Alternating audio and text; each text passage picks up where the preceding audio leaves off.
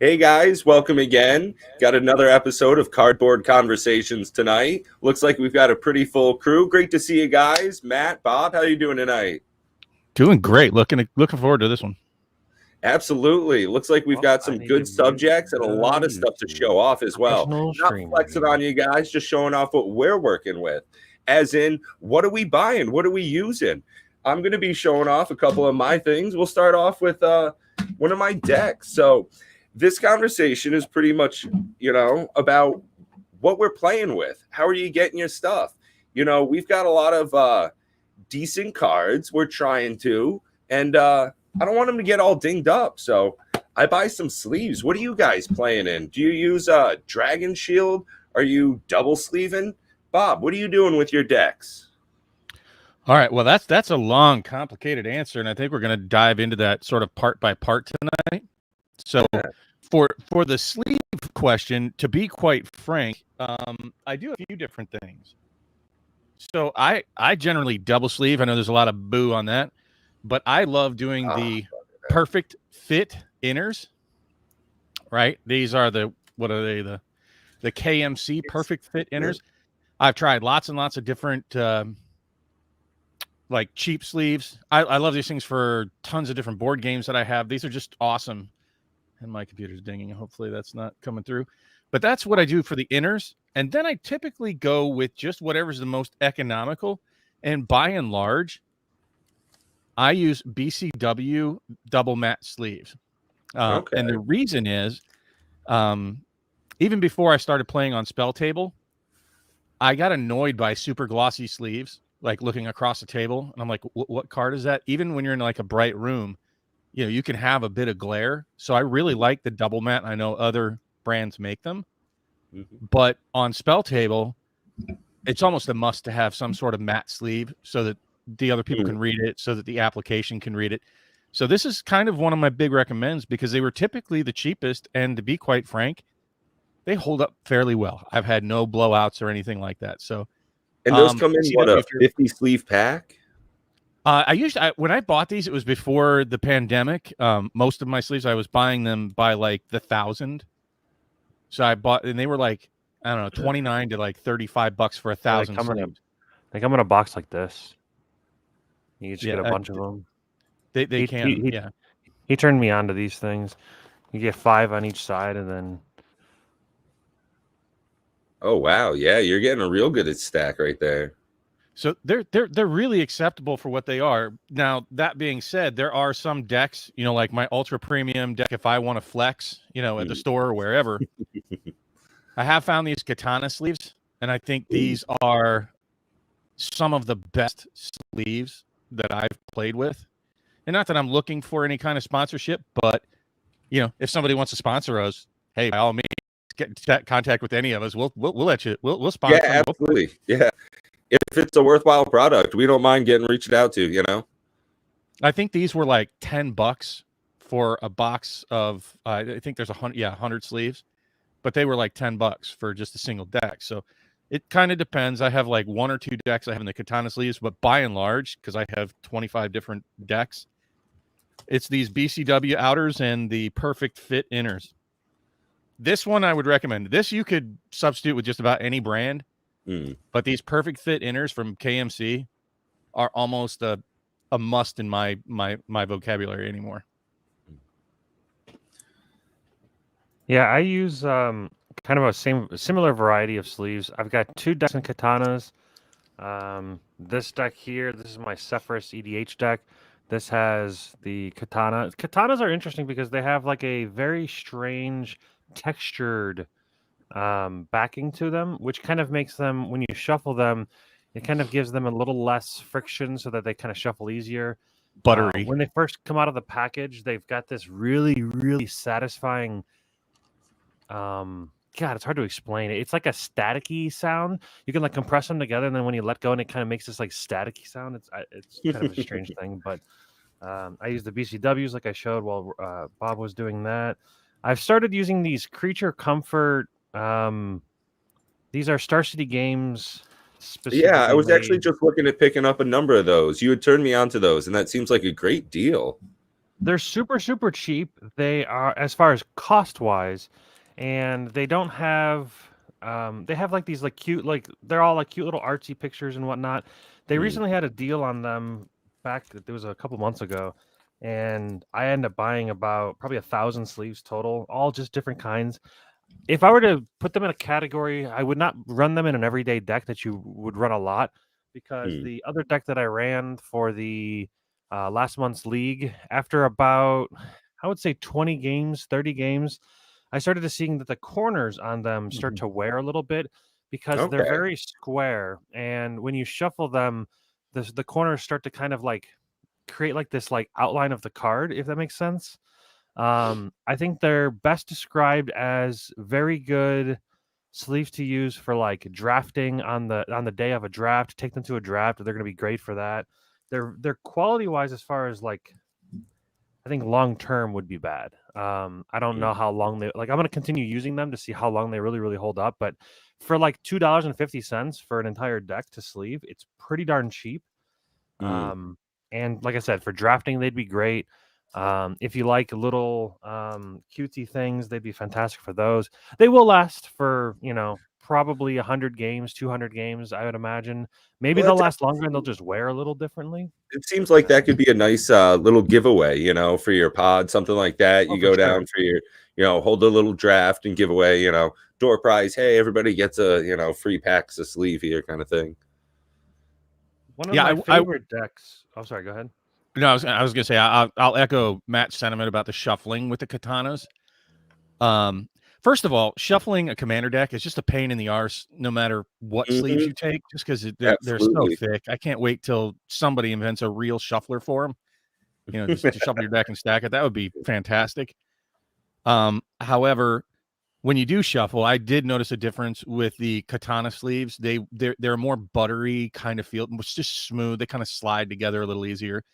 But by that same token, they also my deck tends to like slide off. It's a little easier. Yeah, right. There's that trade-off. Yeah. Which is one of the issues I've always had. Oh, I usually go with Dragon Shield product. It just seems to be what they carry in my local gaming store. So, yeah, right. The see-through card. Those are amazing cards. look at these sleeves, dude. They're sick. Yeah. They're That's stealth my sleeves. Invisisleeves. invisible wall. Yeah.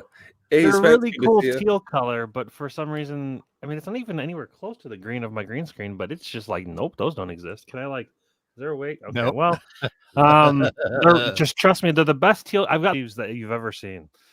Yeah. It's They're like the there's teal nothing there. katanas. They're really good looking. They're fantastic. They're my favorite. I think these are my katanas here. So yeah, I usually these are my katanas. Are these? Oh, mine didn't. Mine green screen too, but I can show you with my overhead. Yeah. Those. There you go. Yep, that's the same Yeah. one. Those are my favorite. That's from my like super blinged out, totally Yeah. horrible foil Ghidorah deck that it's probably a $2,000 deck, but it's in $10 sleeves, and they are very, very silky smooth to shuffle. I mean, I wish I could show you. I can just pulling them in and out of the box, I can feel them like totally slippery compared to the BCWs or the BCWs, and probably what Matt got from Star City, because I don't have any. I would call everyday deck sleeves, right? Yeah. Your everyday sleeves. They're pretty. Honestly, I would say that the Star City and the the Star City sleeves, I think, to me, are slightly better than the Ultra Pro cheapo sleeves. The ones that like are really sharp, that cut you. You feel it's like difficult to shuffle. BCWs are a very slight step above the Ultra Pros. To be quite honest, they feel almost exactly the same. It's like the BCWs are just, they feel slightly better quality as far as over the Ultra Pro, the really cheapy Ultra Pros. Yeah, I usually I like the matte feel on a lot of the Dragon Shield product, but they definitely have a lot of resistance. And you're running a 100-card deck, so pushing those together a lot of times, I've heard people call it the smash shuffle, and it really feels like that because of the pressure you have to get that friction to fight against each other. One of the things I actually do, one of my cheapest decks, since we do so much proxying, is I use penny sleeves on 2 of my decks. I just have old school, like you're in high school again, just the rubber band around a brick of cheap cards like that. It's Oh, actually, you know, a we're not nice friends throwback. anymore. You put rubber bands around your cards. Oh, these are actually all commons with little slips of paper instead of real cards. Yeah, so none of these are worth more than a single penny. The hard treat loader is all the my most cards with expensive respect. item right here. Yeah, the 10 cent. Yeah. I organize and sleeve my basic lands. I treat all my cards with respect. Oh, these, yeah, that's the thing, is like this is more of an art project. You know, it's just gaming up with little yeah, I mean, they're all slips of paper, but realistically, those ones I printed myself and cut up into little squares.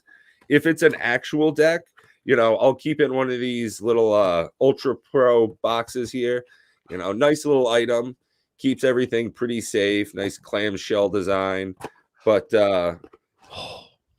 yeah, messed even up and basics bent a get this card. treatment. What's that, Bob? I'm saying all that as I'm on screen here bending a card because I just jamming stuff into my deck box. Damn it. Yeah, the other sleeves I've ever used, I think I've used Ultra Pro Eclipse. Those are good. I really do like them. They tend to wear. They wear to the point where they don't like wear as like visibly wear, but there's like a texture when you first get them. They shuffle really well, and then over time they they lose some of the shuffleability. They kind of start to get like the smash shuffling, like you're saying with the dragon shields. They kind of get that way as well. So far, the katanas haven't had that happen. All of the katanas, I have 3 different decks and katanas, and they've been great so far. So, hey, can you star that comment from Matt Lease there? Oh, absolutely. What I used to buy back in the day, I don't even know if they're still around. They were called deck protectors.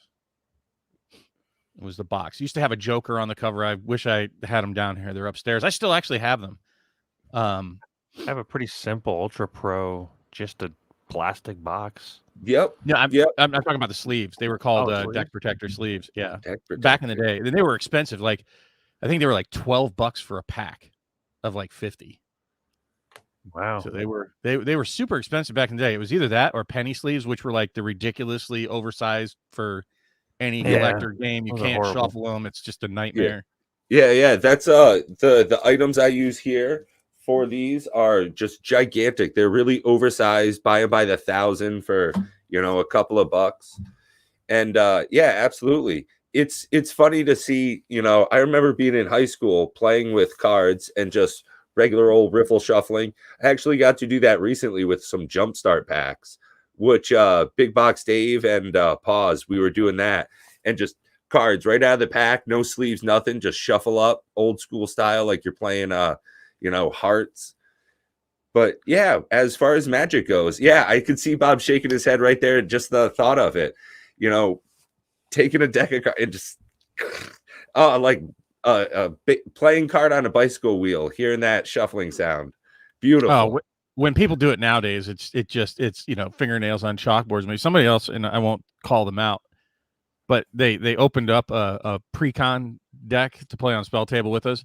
And he's just bareback riffle shuffling. I'm like, oh, he's like, it's okay. It's just a pre-con. I'm like, dude, so was the Dragon back in the day.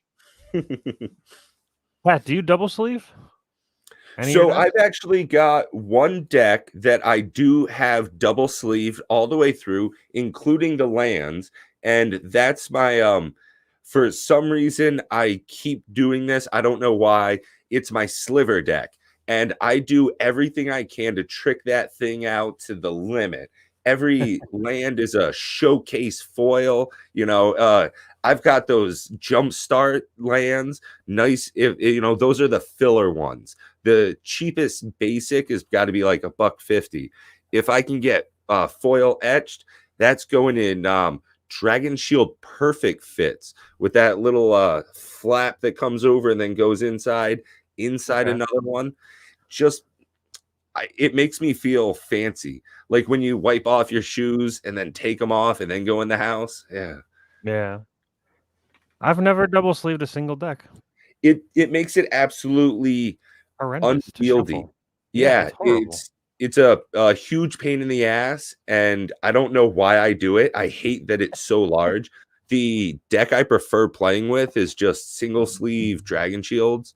It's so much easier. It's got to be at least a ½ inch smaller. Yeah, I printed out. I'm in the Jake and Joel are Magic's league for Commander League this month, last month. I printed out a deck. So this is the deck, and if I were to compare it to a normal deck, the only reason I have, yeah, here we go.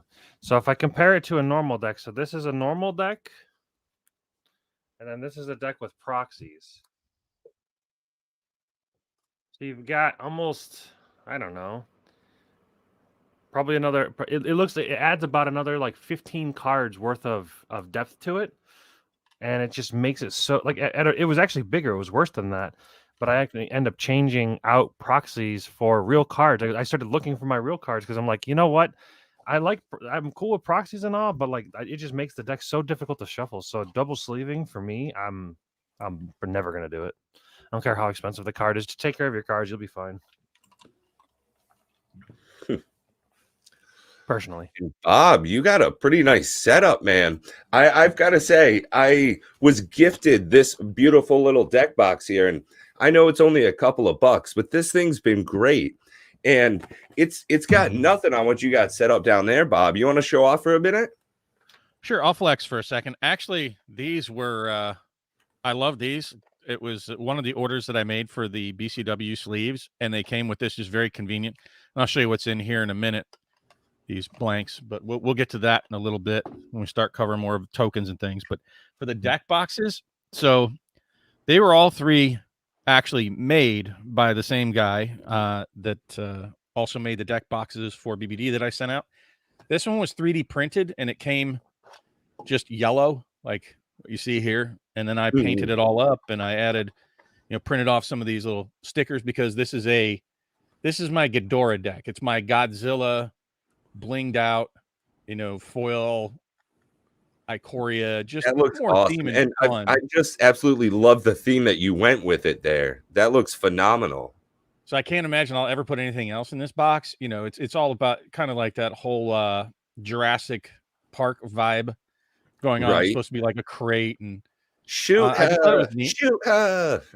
So it really was. This was not expensive at all. I think it cost him, he said, about $1 to print the whole thing in materials, and then it took me 3 days of painting because I suck, but it was fun. I love it. It's the most unique deck box that I've seen. Wow, that's hard to say. Unique deck box.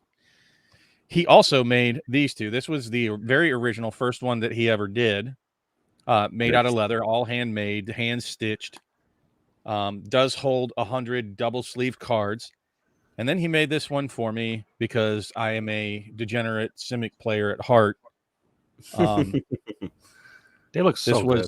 This was one of my Christmas gifts from him, and he handmade all the stamps for these, and he charges about $75 a piece for them, which is actually a pretty decent going rate for a real quality handmade leather deck box that I'm sure will never leave my possession for these.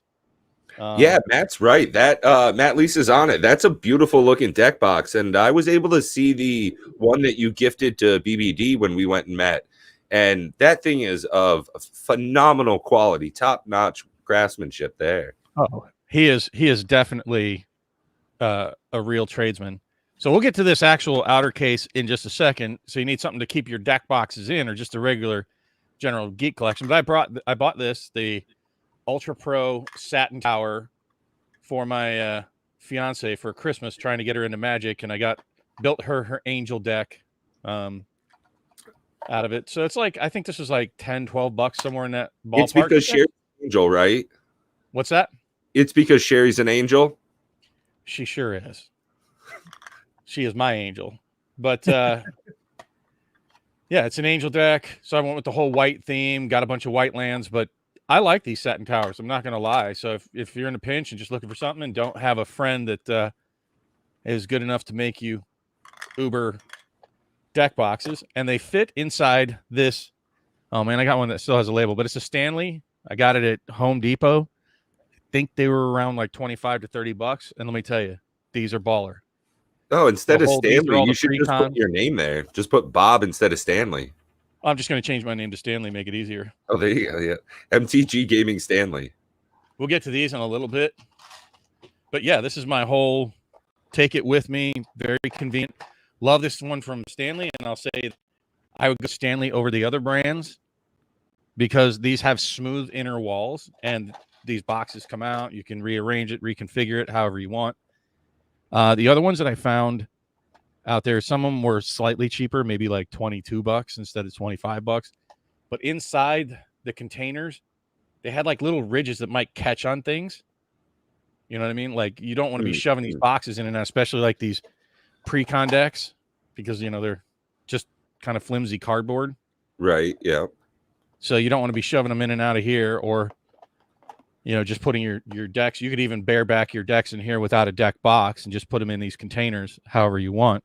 Right. But I love this thing. You know, it's got yeah, different little containers you can take out for your dice, your tokens and counters. It'll fit a satin tower in the big ones. It'll even fit the boxes that he gave me.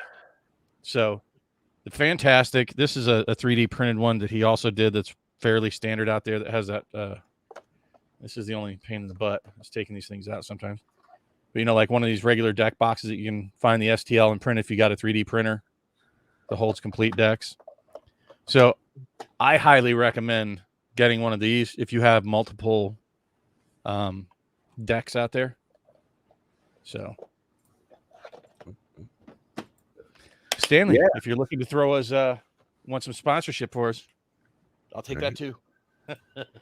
They're a tools company, but sure. Yeah, hey, man, absolutely. They make containers. You know, somehow they made their way into Magic. Yeah, Savannah's right. It's a great multi-use tool. You know, if you can repurpose something like myself, I keep all of my dice and tokens in just a little Tupperware box. It has enough space for more than my fair share of tokens. You know, got a nice little set of the Ikoria punch cards, some of the spirit tokens, goblins, treasure stuff I use, all the dice for counters and, you know, general shenanigans as we get to the table.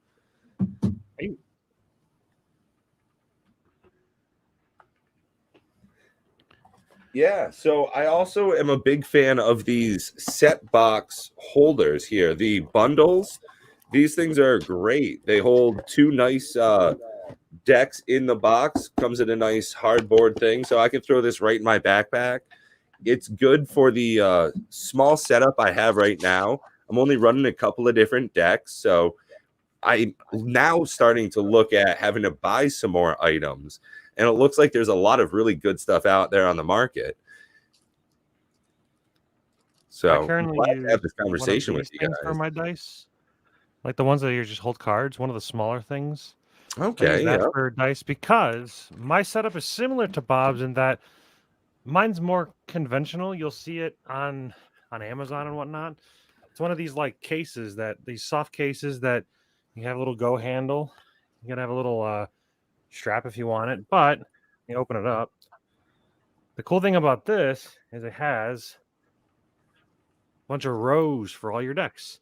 And what I decided to do is I used the pre-con boxes and just labeled them with all of my commander decks. Then I've got like some spare cards here, got a little bit of storage for dice, another deck box. So this fits like 9 deck boxes total if you don't use this big, large white one here. And I just use all of them as just in the standard sleeves. At first, I wasn't using these deck boxes, but as Rob was mentioning, the outer layer is like this felty material, and trying to pull a deck in and out like that with the sleeves, they just catch on that the material. So I thought about buying the whatchamacallit, the Stanley thing. Has a little pocket up here. But yeah, so this little box that I have all the dice in, that goes in this front slot here, and then it's all just ready to go. Just leave. You got everything you need. Before that, I was using these really, really, really nice. These are, what are these? Dragon shields? I don't exactly know what they're called, but they're dragon shields. They're magnetic, and they have like these really cool drawer systems. Oh. Really nice, clean. Oh, I really love the design of these things. They have Very like these smooth finish. Yeah. really smooth satin, like silky finish on the inside. Yeah. Very presentable as well. Magnetic, so you can kind of just, I don't know. Yeah, if you're playing really Rakdos. Well, that's black. Not that's everyone black, can be as black beautifully red. Cynic themed as you, Bob.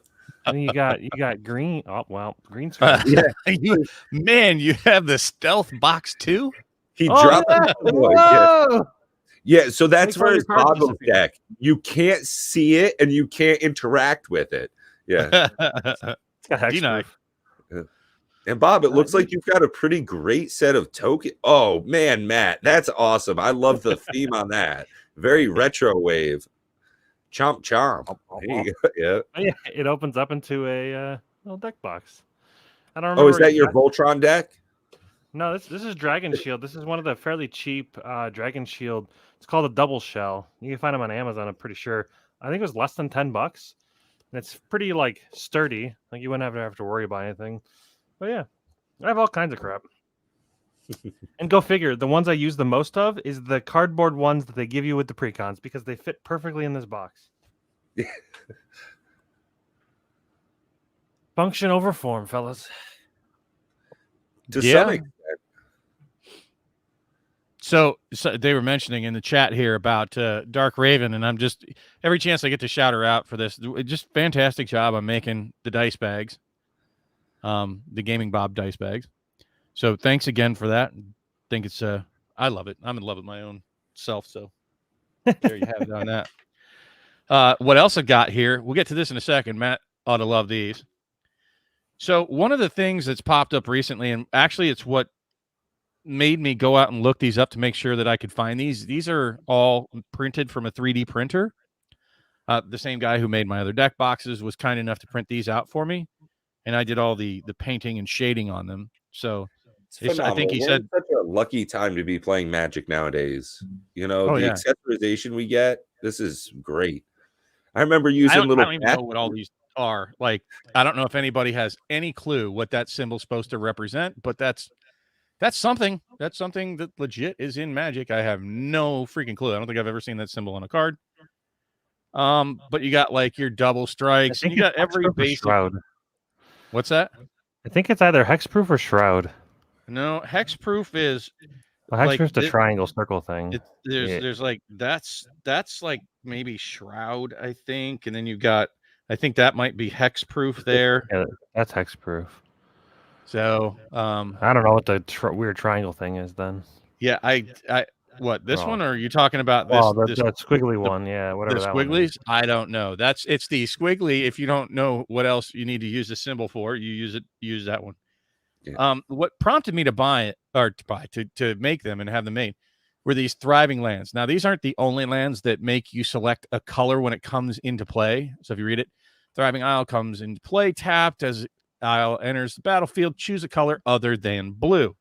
Well, I'm sure some of you have played against the Thriving Cycle out there, and if you just say, "All right, I'm Simic, so green. I need some broccoli on there," and it just it simplifies keeping track of your colors that you select. So, that's what really made me go out and look for these tokens, and I really hated the paper punch ones that they give you for like Reach and Lifelink, I think is what that is, and Trample, and just whatever, it was just easier to have these made. I think it cost them a grand total of like 50 cents to print all of them off.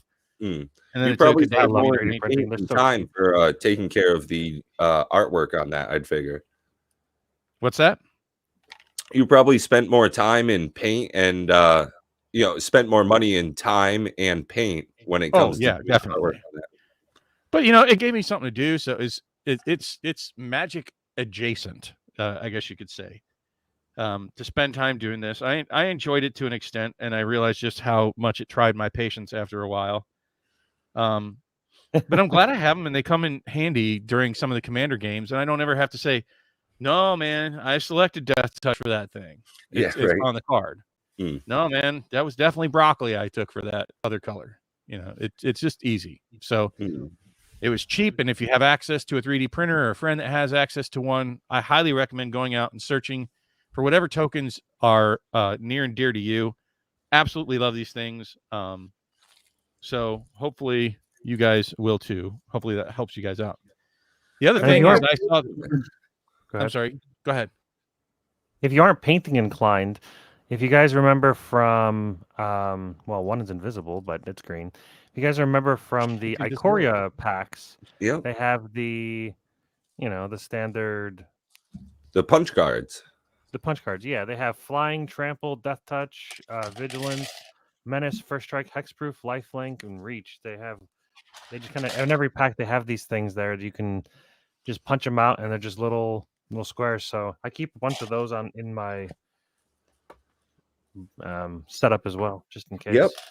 Yeah, those are always great, especially if you're playing a new deck and you're not sure of the kind of tokens you're going to need for it. It's always great to have a little extra setup there.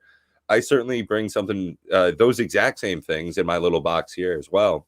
So great item. And for those to be included in the packs themselves was a nice little bonus, I thought, in those draft packs. Ikoria just continues to deliver as a wonderful set. I believe in the collector packs they had a thicker one, right? Yes. Yep. I don't know. There's actually two versions when you go to search online. For a while, those were actually selling for almost a quarter a piece. So had a couple of those move out of my collection at one point. No, I sleeve those. I sleeve all the punch card tokens. Yeah. So I love these little boxes. Like when Card Kingdom sends me a bunch of cards, I also have a ton of these things laying around in different sizes. So I always keep these. Love them. And for things just like this, like having tokens on hand, but you don't want them spilling all over your desk. Now, one of the things that I hated out of Kaldheim, I was going to say Kaladesh, was the price of Coma Coil, right? So I spent an afternoon and I, horked somebody else's artwork and threw it into like a token generator art piece. And then I did the same thing for a treasure token on the other side. And I had 52 of them printed off at makeplayingcards.com, mpc.com. I'm not sure which one it is. You guys can check it out. Yeah. But I love them though. They did a fantastic job. The card quality is really very, very good. Yeah, those look phenomenal. And I didn't want to pay, for multiple Coma Coils, and I figured, hell, I can give them out just as, gifts, prizes, thank yous, whatnot. But I didn't want to pay what I think at the time was like $8 for a single Coma Coil token. I'm like, no. I'm not gonna have a whole deck of 52 printed off for $20. Less than that. Pass. Yeah, that's one of the things that I thought was really interesting is like I said, we do a lot of price limited proxy decks with my local play group. And since we set our limit at 250, every once in a while we like to splurge a little bit, say, hey, double it, go to 500, make something real nasty, put it to the side. That'll be a fun little thing. And it would be a great, $30 you spend on a proxy site. Maybe you go a little bit higher for the better quality. You spend $50 on a $500 deck instead. 1/10 of the price, and you get the same value. Because I don't know about you guys or anybody out there in chat, but I'm certainly not getting into any tournaments. Maybe it's my local pod. If there's not beers and a kitchen table or chips, I'm not playing. It's just very unlikely. And the large majority of cards I have, I'm keeping for myself. I'm not a huge trader, although it's always fun to sit and do the trading portion of the trading card game. I see Bob's got some binders right there as well. So it's something he's probably taking part in. Do you trade or do you just keep them in the binders, Bob?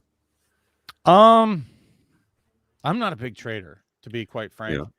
I was back in the day, especially very active during like the Urza saga, the Urza's block, and into Nemesis and all that.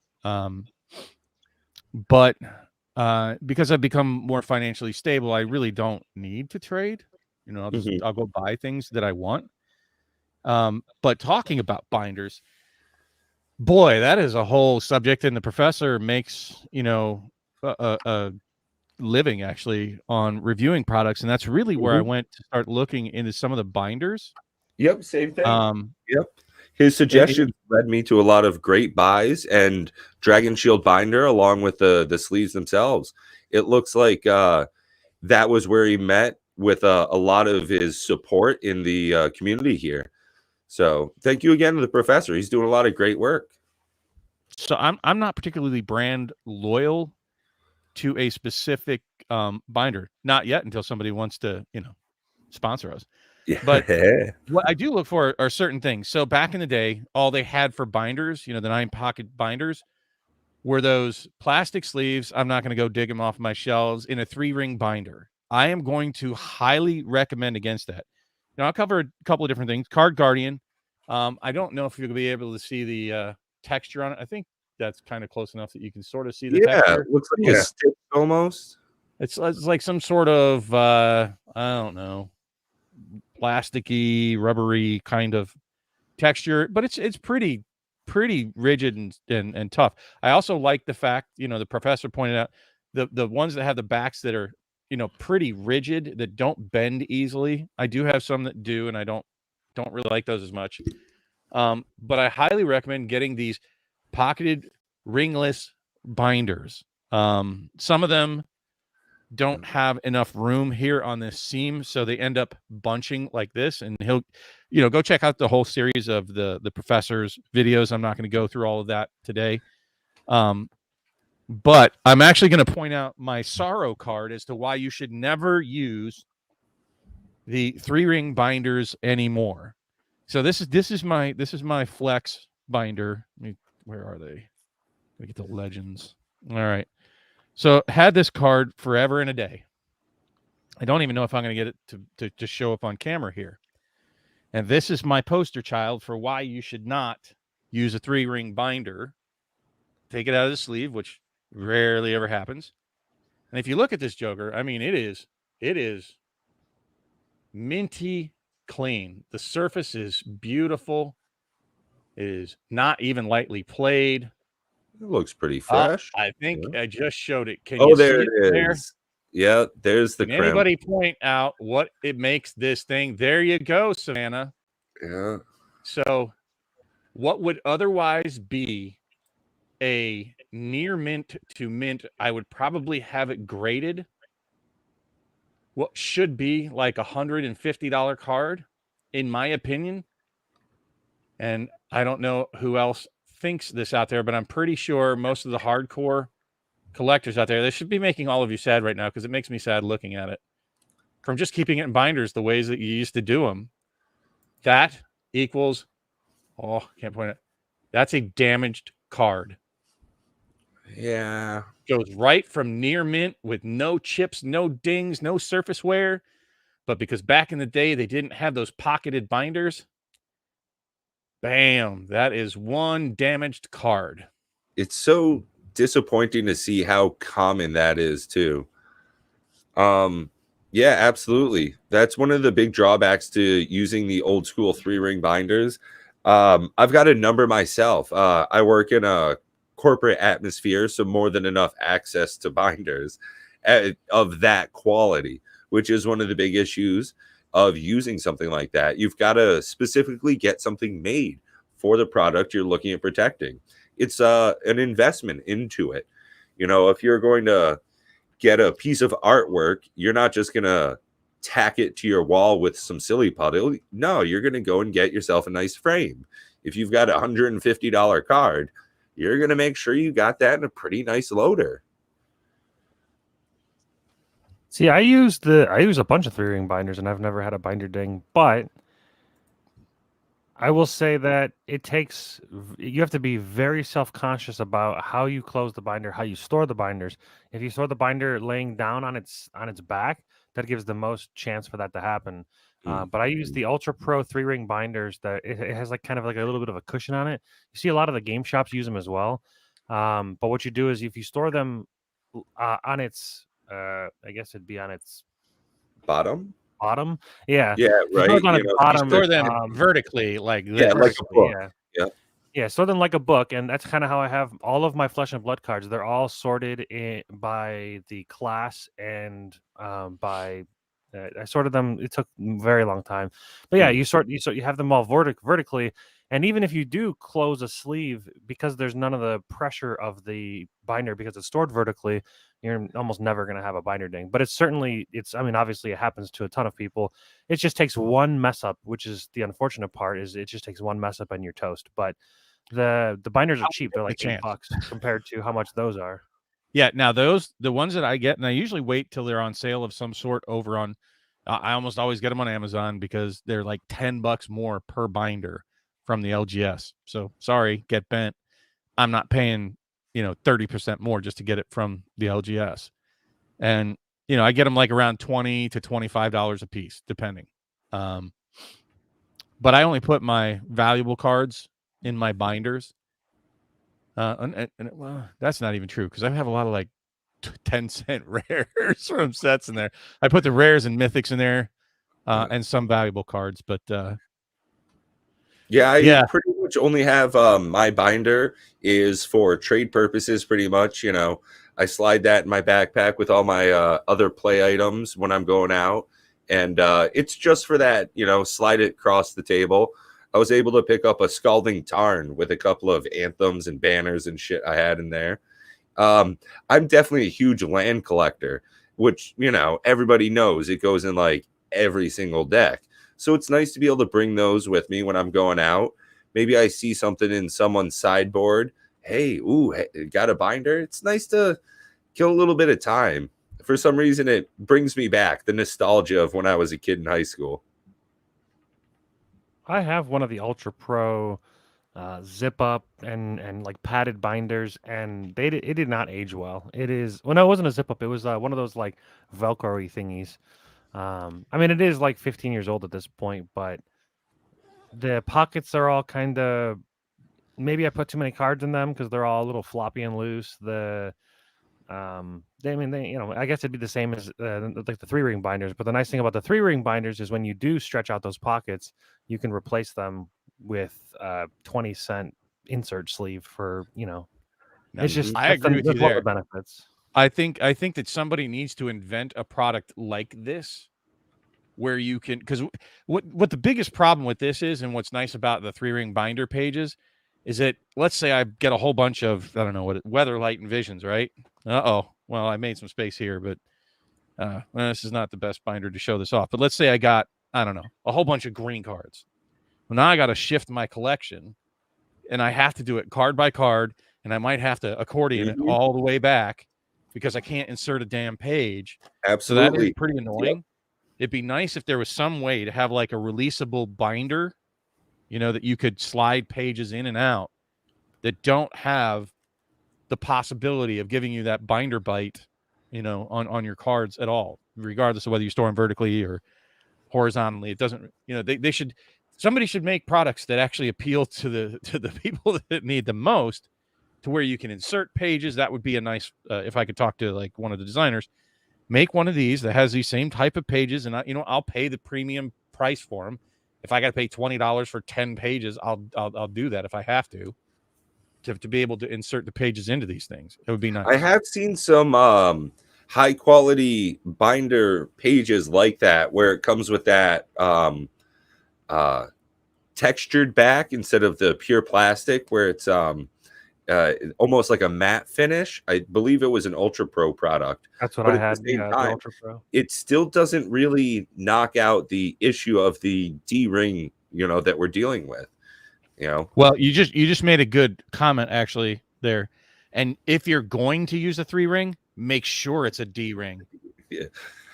Yes. Don't do anything other. Like, the old traditional just 3-ring, completely round. Yeah. The circular rings.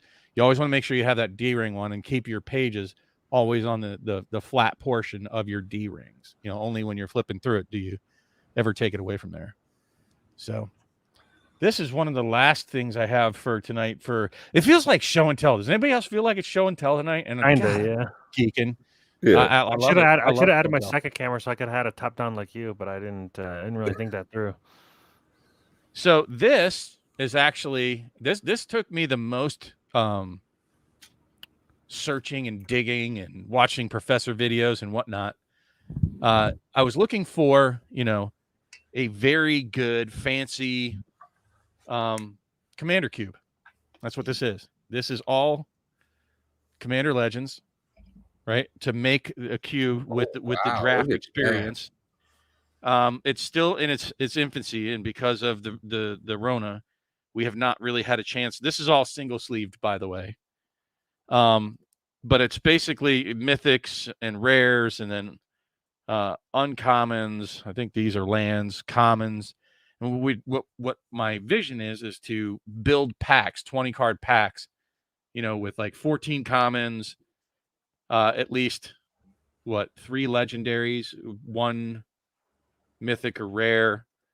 Try to our best to simulate drafting, but with a cube, right? So we still have some room to go, but you can see you can put quite a few of these. I don't remember which one this is.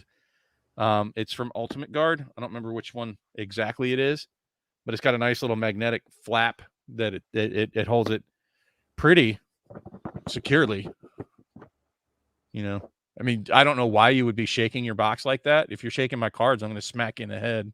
Yeah, right. Quit it, guys. Why are you shaking $2,000 worth of cards, dude? You break it, you buy it. But this has got that nice, what do they call it? Dragon skin, I think is what they call this. Is that what they call it? Pretty sure. I think so, yeah. So it's a fairly significant box. I think I paid a good penny for it, right around $50 or so. But it is really nice though. I have seen the box. So I love it, and I mean I've already got a scratch on it, so clearly it's protecting. I'm so much happier that scratch is right here, rather than an inch below this mark, across the top of my. That would be right over where my mythics and rares are. So that's right. Thank God for that. But absolutely love one of these. So good way to hold a cube, especially a massive cube like Commander Legends cube. This was my little trade binder that I used to go through. Like, this was all the cards that I wanted to trade with whenever I was at an LGS. This actually has surprisingly held up quite well. It's just like this PVC plastic outer shell with like one of those like, spandexy things. And then it has all of the best cards I own. And it's just really got just a ton of, just the best cards that I have. I just really love. I mean, these are all just my best cards. I just, this is the ones that I want to go to the LGS and trade. I still need to get more of them. I need to fill the binder. I unfortunately, you got a few empty spots. Yeah, I have empty spots, unfortunately. But yeah, I've got the foil pro. I don't know why Tybalt. He's not great or anything, but when he first came out, he was so cheap, and I'm like, I kind of like it, but it's not great. But I kind of like it, so I was just like, I'll just keep buying them and trading for them. So I would just like I was gonna try to fill this binder up at one point with all Tybalts. Haven't finished that yet. And that's the Planeswalker version, right? Yeah, it's Tybalt, the Fiend Blooded. It's the 2 red from Avacyn, right? Pretty sure that's what the symbol is. Is that backwards? Yep. I don't know if it's backwards. Yep. It's the same symbol backwards or forwards. Oh, okay. Well. Ooh, the palindrome of the symbol. I mean, he's got the draw ditch. If it wasn't discard at random, he'd actually see insane amounts of play. But because the draw ditch is at random, it's kind of ugh. I've always loved the artwork of Twiddle.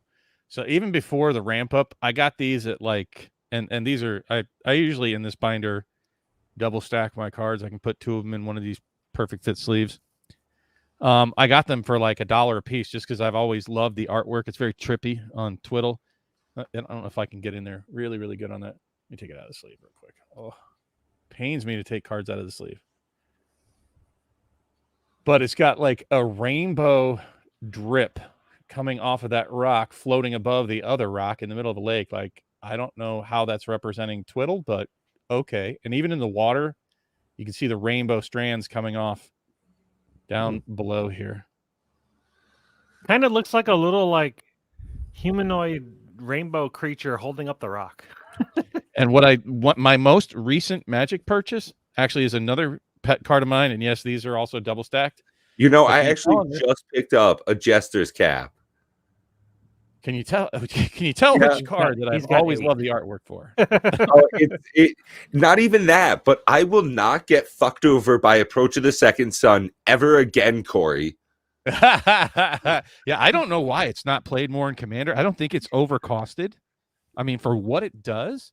Oh, agreed, Dude, Bob. for 6, 100%. you get to go search their library and take out the best cards they have and exile them from the game. And then you can recur this thing because this thing doesn't get exiled. If they were to make that card today, it would be exile this card from the game and then go search their library and do it, right? You can repeat as long as you can recur this and you got the mana. Just remove everything from their decks except basic lands. You got a buddy's deck. He just runs 15 counter spells or 20, 30, I don't know.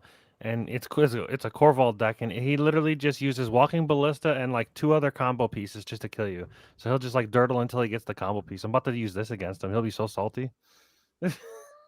And play it with Jester's Mask, though. Jester's Mask, I think, is a little higher costed. You know, I understand that it's the same 6, but that's 5 to get out into play. You only need 4 to get that Joker out and play, right? Mm-hmm. So, and by the way, this does not come into play tapped, so you can pop it the turn it comes into play. Surprise. Yep.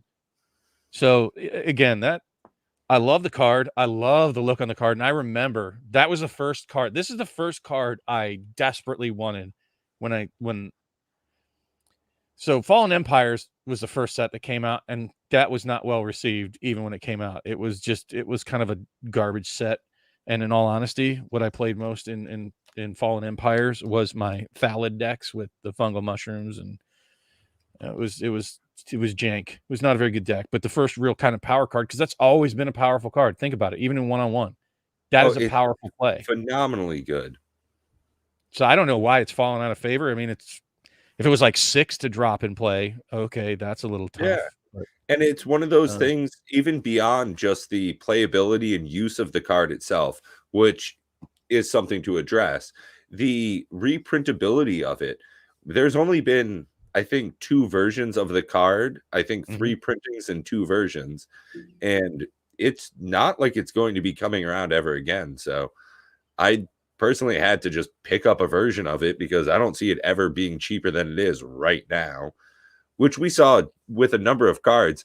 It's funny enough, I made a video not too long ago about a couple of pickups in a mail video.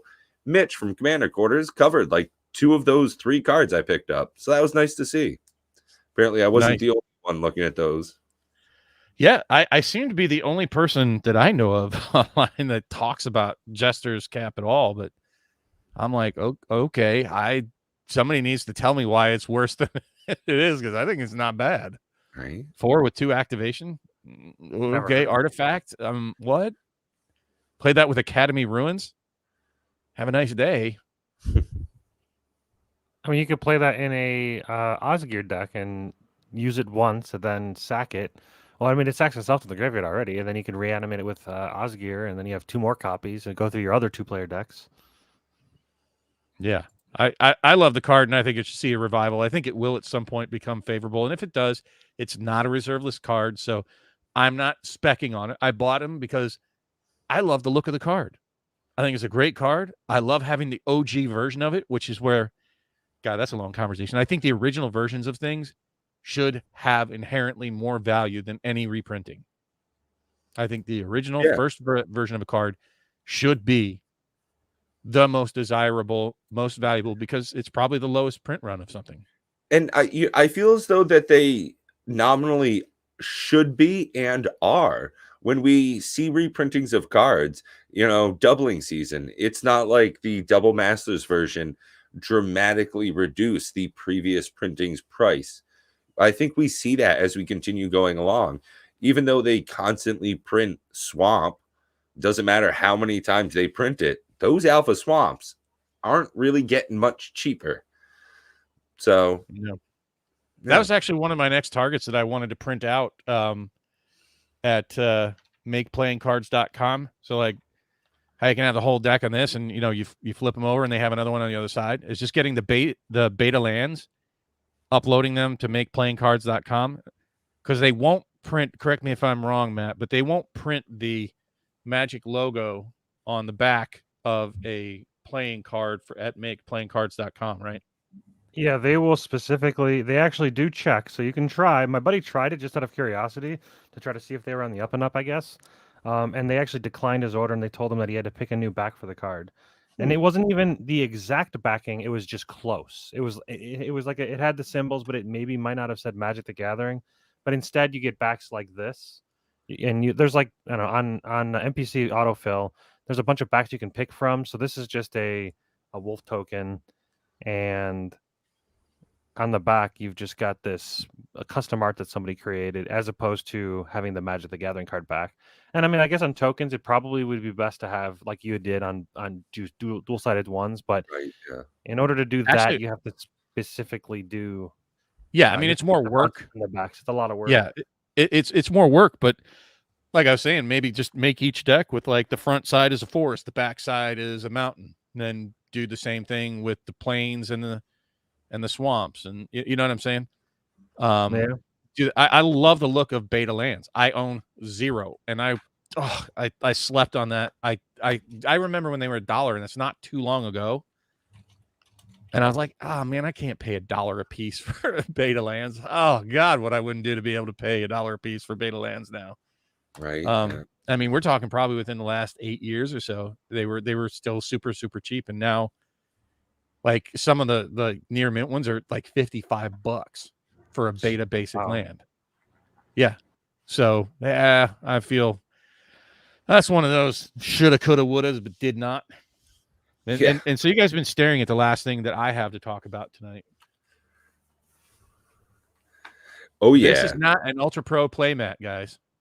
I went out and hunted down the reject image just because I love this image. I just love this is one of my favorite playmats, in all honesty. Had it printed up on just one of the random Amazon custom print your own playmat. So if you have your own channel or something else you want to get out there, even for an advertisement, or if you just like me, I just loved this image. And I was like, you know what? I'd like to have that on a playmat. And the quality to me just looks amazing. And I think it was $15 to $17. I don't know, something like that. So for those people, I was even talking to Nikachu in emails, and I was like, man, I'd love to get like a signed playmat from you. And he's like, yeah, good luck. I live in Canada. I'm not shipping it there. It'll cost me $50 just to ship it. Like, all right, well. So if you own a channel, cheap, you know, like he has merch. We don't have merch. This is just a personal thing for me to get the Gaming Bob dice bag was for me.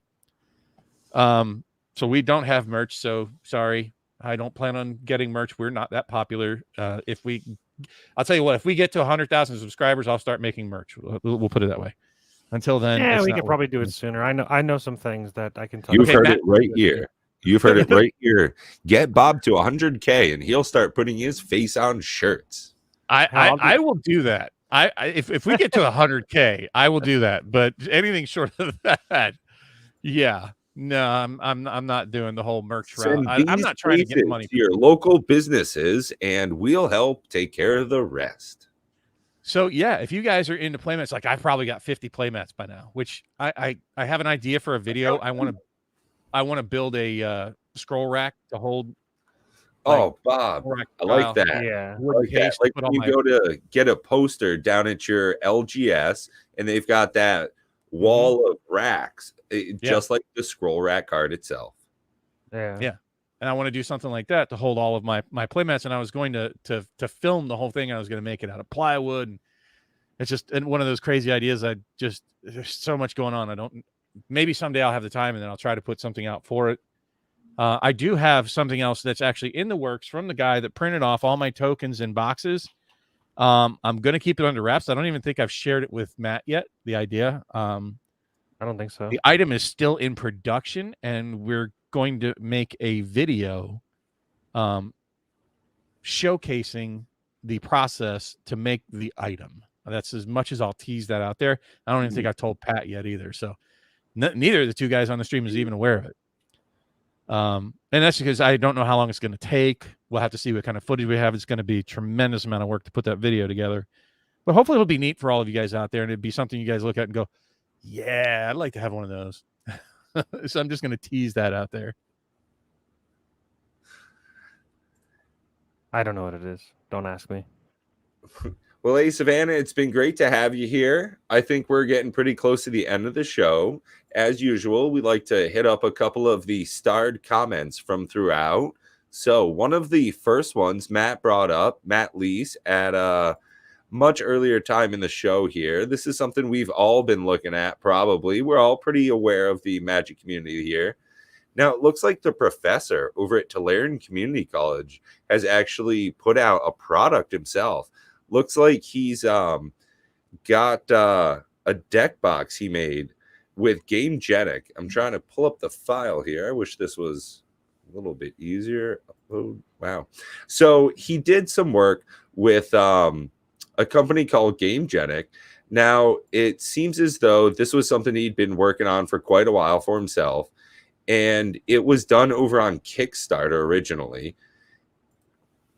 I think it's still on Kickstarter, if I'm not mistaken, right? Yeah, I was just checking this out right before, and it saw a goal of 50,000, I believe, was the pledge. I'm pulling it up right now here. The reached goal, as I'm seeing now, is 1.4 million. So it looks like they've done pretty well for themselves over there. I actually haven't heard about this yet until today. Oh, there's been a lot of videos out there on this. A lot of other content creators talking about the professor making it. Though I don't think any of them have dared to actually give an opinion. Seems like it. What's that? I love the professor. I'll be honest. Yeah. If I could ever get him on the show, good. I love talking to these guys. You know, I do. Nikachu is just an amazing person to talk to. I would love to talk to the professor.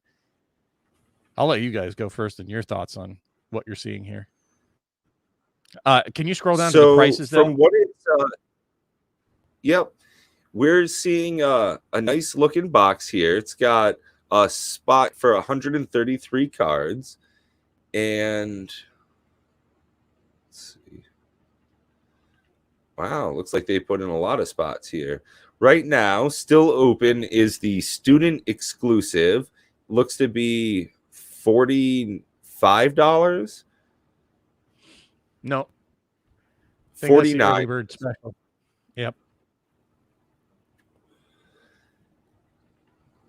Now, along with that, they've already had a couple of pledges. I just wanted to kind of stop there because you kind of hit the nail right on the head.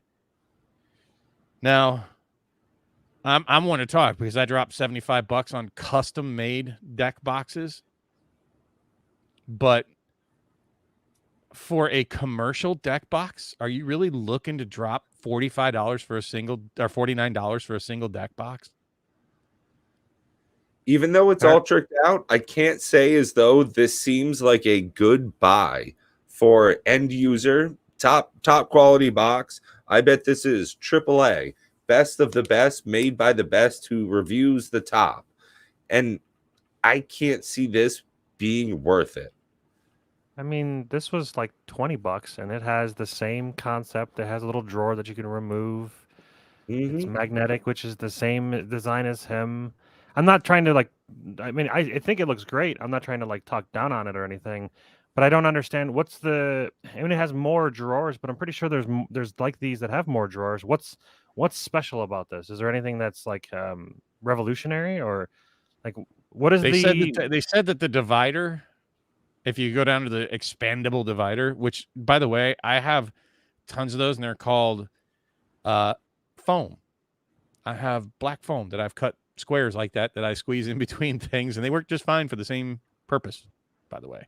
Yeah, I do the same thing. I cut out foam and just use it as dividers. But this is a more elegant solution. Sure, it's fancier schmancier, but again, it's $50, guys. I love you, Prof. I do. But the price point on this one seems a bit inflated. If this was $25, $30, I'd be much more inclined. And I'm not even a cheap guy, but that's just oof, that's a little steep. Love you, Prof. I don't think the price is too steep. I think that I'd have to look into it a bit more. Expensive. I don't think it's too expensive. Mainly because I know, like I said, this was $25, and this has less storage than that, and it has less. Is that playing video for you? Yes. Yes. Cool. You know what would put it over the edge for me? If they could figure out how to make that flap into a deck, a rolling tray. If they could make that, I don't know how they would do it, but if they could make that as a rolling tray, I'd be in for $50, honestly. It seems cool, but at the same time, it seems like an ancillary item that I just don't need and can't see as a worthwhile addition to my collection. I would rather spend the money on buying a bundle and using the hardened cardboard box that they provide. Yeah, I got like can't see like literally this right here. expandable divider here. I cannot see this being at all. It says novelty, and I don't think it means because it's original. I think it's because it's a novelty of an idea. Well, I see it as being the first part that wears out. Yeah, I don't understand how it keeps. I mean, I'd have to look into it more, but I don't understand how it keeps its girth. Like, is it really going to stay expanded like foam. they show? It's foam. This might be a spandex portion here on the side. Oh, much I like see. No, it's foam. You compress it and then you put it in there and then it expands. I see. Yeah, it's foam. Surrounded on that's two not- sides by cardboard. Okay, I understand. and it looks like they were looking to get a pretty low number for as far as goals. Oh, they've still got a little bit more. So they're at 1.4 right now. It How looks the like magnets that work. they'll What? introduce a faculty package along possibly with 2 more, 3 more. So in the next coming couple of days, maybe by the end of the weekend, we might see this faculty package come alive. So we might see hundreds of thousands of additional dollars pour into this Kickstarter campaign, which is And I hope he does. I hope the professor has all the luck in the world with this. I 100% support the effort that he's making here, and I'm glad he's experienced the success with it that he has. It's just not for me for the price point. I don't think that it's not worth it to me. The biggest frustration that I have is I bought 2 of these, right? These awesome things that I've been showing. I don't even use them because it only fits 1 deck. And maybe I'm unique. I don't think I am because I know that there's a lot of people that have a lot of decks. Every one of my friends has more than 1 deck. And at a certain point, you get to the point where you're like, I need the Stanley box. I need the card sorter box. And then these things don't fit there. And that's not going to fit there. So at a certain point, I don't know who this is targeted for. It can hold 133 cards, but is it targeted for commander storage? Is it targeted for maybe somebody that does CEDH and goes to their LGS and they only want to carry 1 deck? But I just don't know how many people are only carrying 1 deck. I don't know. right. For $50, go out and buy 2 of these. Yeah, that's exactly what I was just thinking, Bob. As soon as you pulled it out, I was thinking back to a video made by the professor himself showing that exact product reviewed for $20 to $30. So you can buy that most, in my personal opinion, probably a better product because it can hold more in a more secure way than magnets, physical latching device, holds more. And then on top of that, you can buy 2 more boxes worth of sleeves. Oh, you can buy 2 of these. No, the things that I've been showing. This thing is, well constructed, well made, and you can't see it. But if you buy multiples of these, they stack.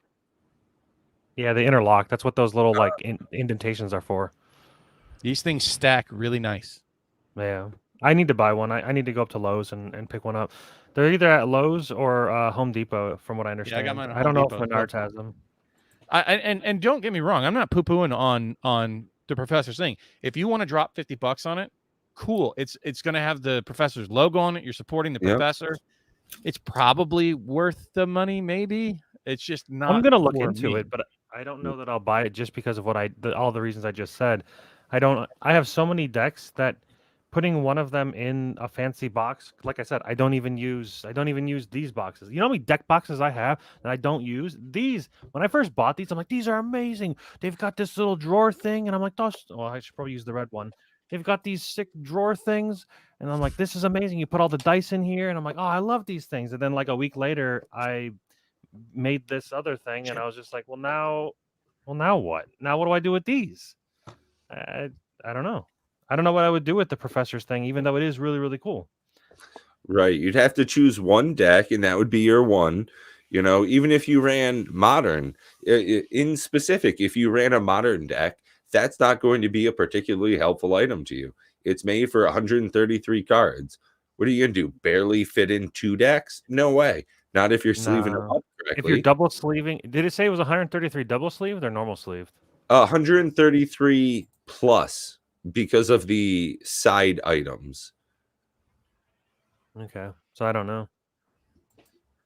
I forgot I do have one more thing to share. I have these downstairs. Nate brought them over. They're fantastic. Not the silly scents, but what you have in the box. I love markers. Come on, nothing like smelling markers. So I got these silly scents because they smell good, and I like sniffing markers. Yeah. But actually, I think I have the other ones just over here because I actually do use these. So why do I have silly scented markers that I'm just about to smell on camera? Because I like that one. Because why not? So I bought these markable, erasable cards. So for those of you playing Commander, especially on like Spell Table, the Beast. Matt. Oh, no. Pat 2/2 token. Easy enough. Bob's your uncle. So when you're playing the Turgrids and stealing people's cards and doing nasty things and whatever you need, and these things weren't all that expensive either. They come in packs of, I don't know, a lot. 50 or something, I think. What's that? Yeah, I think they're like 50 up. 50 I literally have them like laying all over because I really do use the daylights out of them. And then when you're done, this is actually not even dry. When it does dry, literally you just take water. I don't have any water, so spit it is. The old water maker. Well, That's not what I call my water maker, and I really wouldn't want to put that on my cards. Spit shine. So there you go. Saw, the Infinite tokens over on the Nitpicking Nerds. They had something similar to this item, and I thought it was a phenomenal card. Yeah, this is super utilitarian. Amazing. There it is, my keyword. So there you go. I highly recommend anybody who plays on Spell Table, and really not a bad idea wherever you play in tournaments. You know, just these silly scent markers. I think were like 2 packs for like $5 or $7 or something. So that's why I got the silly scents. They were like on sale, and they work. They're washable markers. You can get whatever you want. They don't have to be silly scents. Crayola, if you want to sponsor us, there you go. Tonight's all about me begging for sponsorship. All about sponsorships. All about the sponsorship because we're all about making money on our channel. Yes, absolutely. Don't forget, if you want, you can hit the links below and we can sell out at a dime's drop. So make sure to hit the subscribe. If you haven't seen the content over on their channel, hit that up. It's linked in the description down below. They're doing great stuff over there. And, you know, just like us, the professor needs to make money. He can't be neutral anymore. It looks like he's producing a product now. Do you think you know, did you watch the professor's video about that? And he even brought that out to like, I didn't just spell it. You know, it's like, it's been actually, pretty, you know, tumultuous lately for me. So keep going there. He was talking with the creator that he worked with to make the deck box and about how he feels, you know, does the creator of the deck box from, what was the name? What's the name of that company again? Genic. Genic. Yeah, it seems sincere enough that like, you know, people are concerned that I won't be unbiased anymore.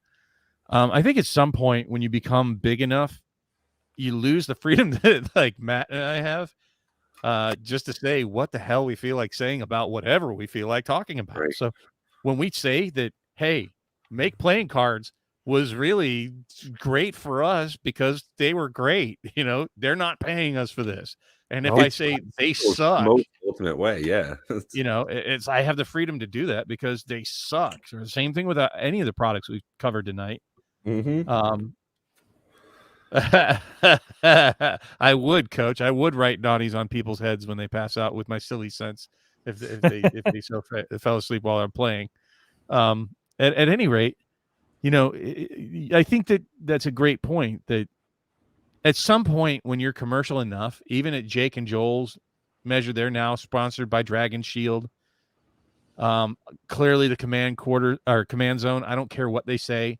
They have to mind their P's and Q's at times with some of the things that they say and rein it in, sponsored by Watsy. for sure.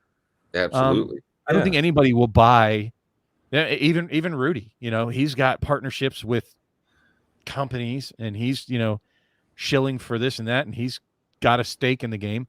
I don't Even really have the way a stake in the game. he produces his content, the amount of flipping that he uses, or dirty taco eaters, the way that he cuts his vernacular, it's quite apparent that he's tailoring to a certain audience, which I think we all kind of have to do in our modern world, as it were.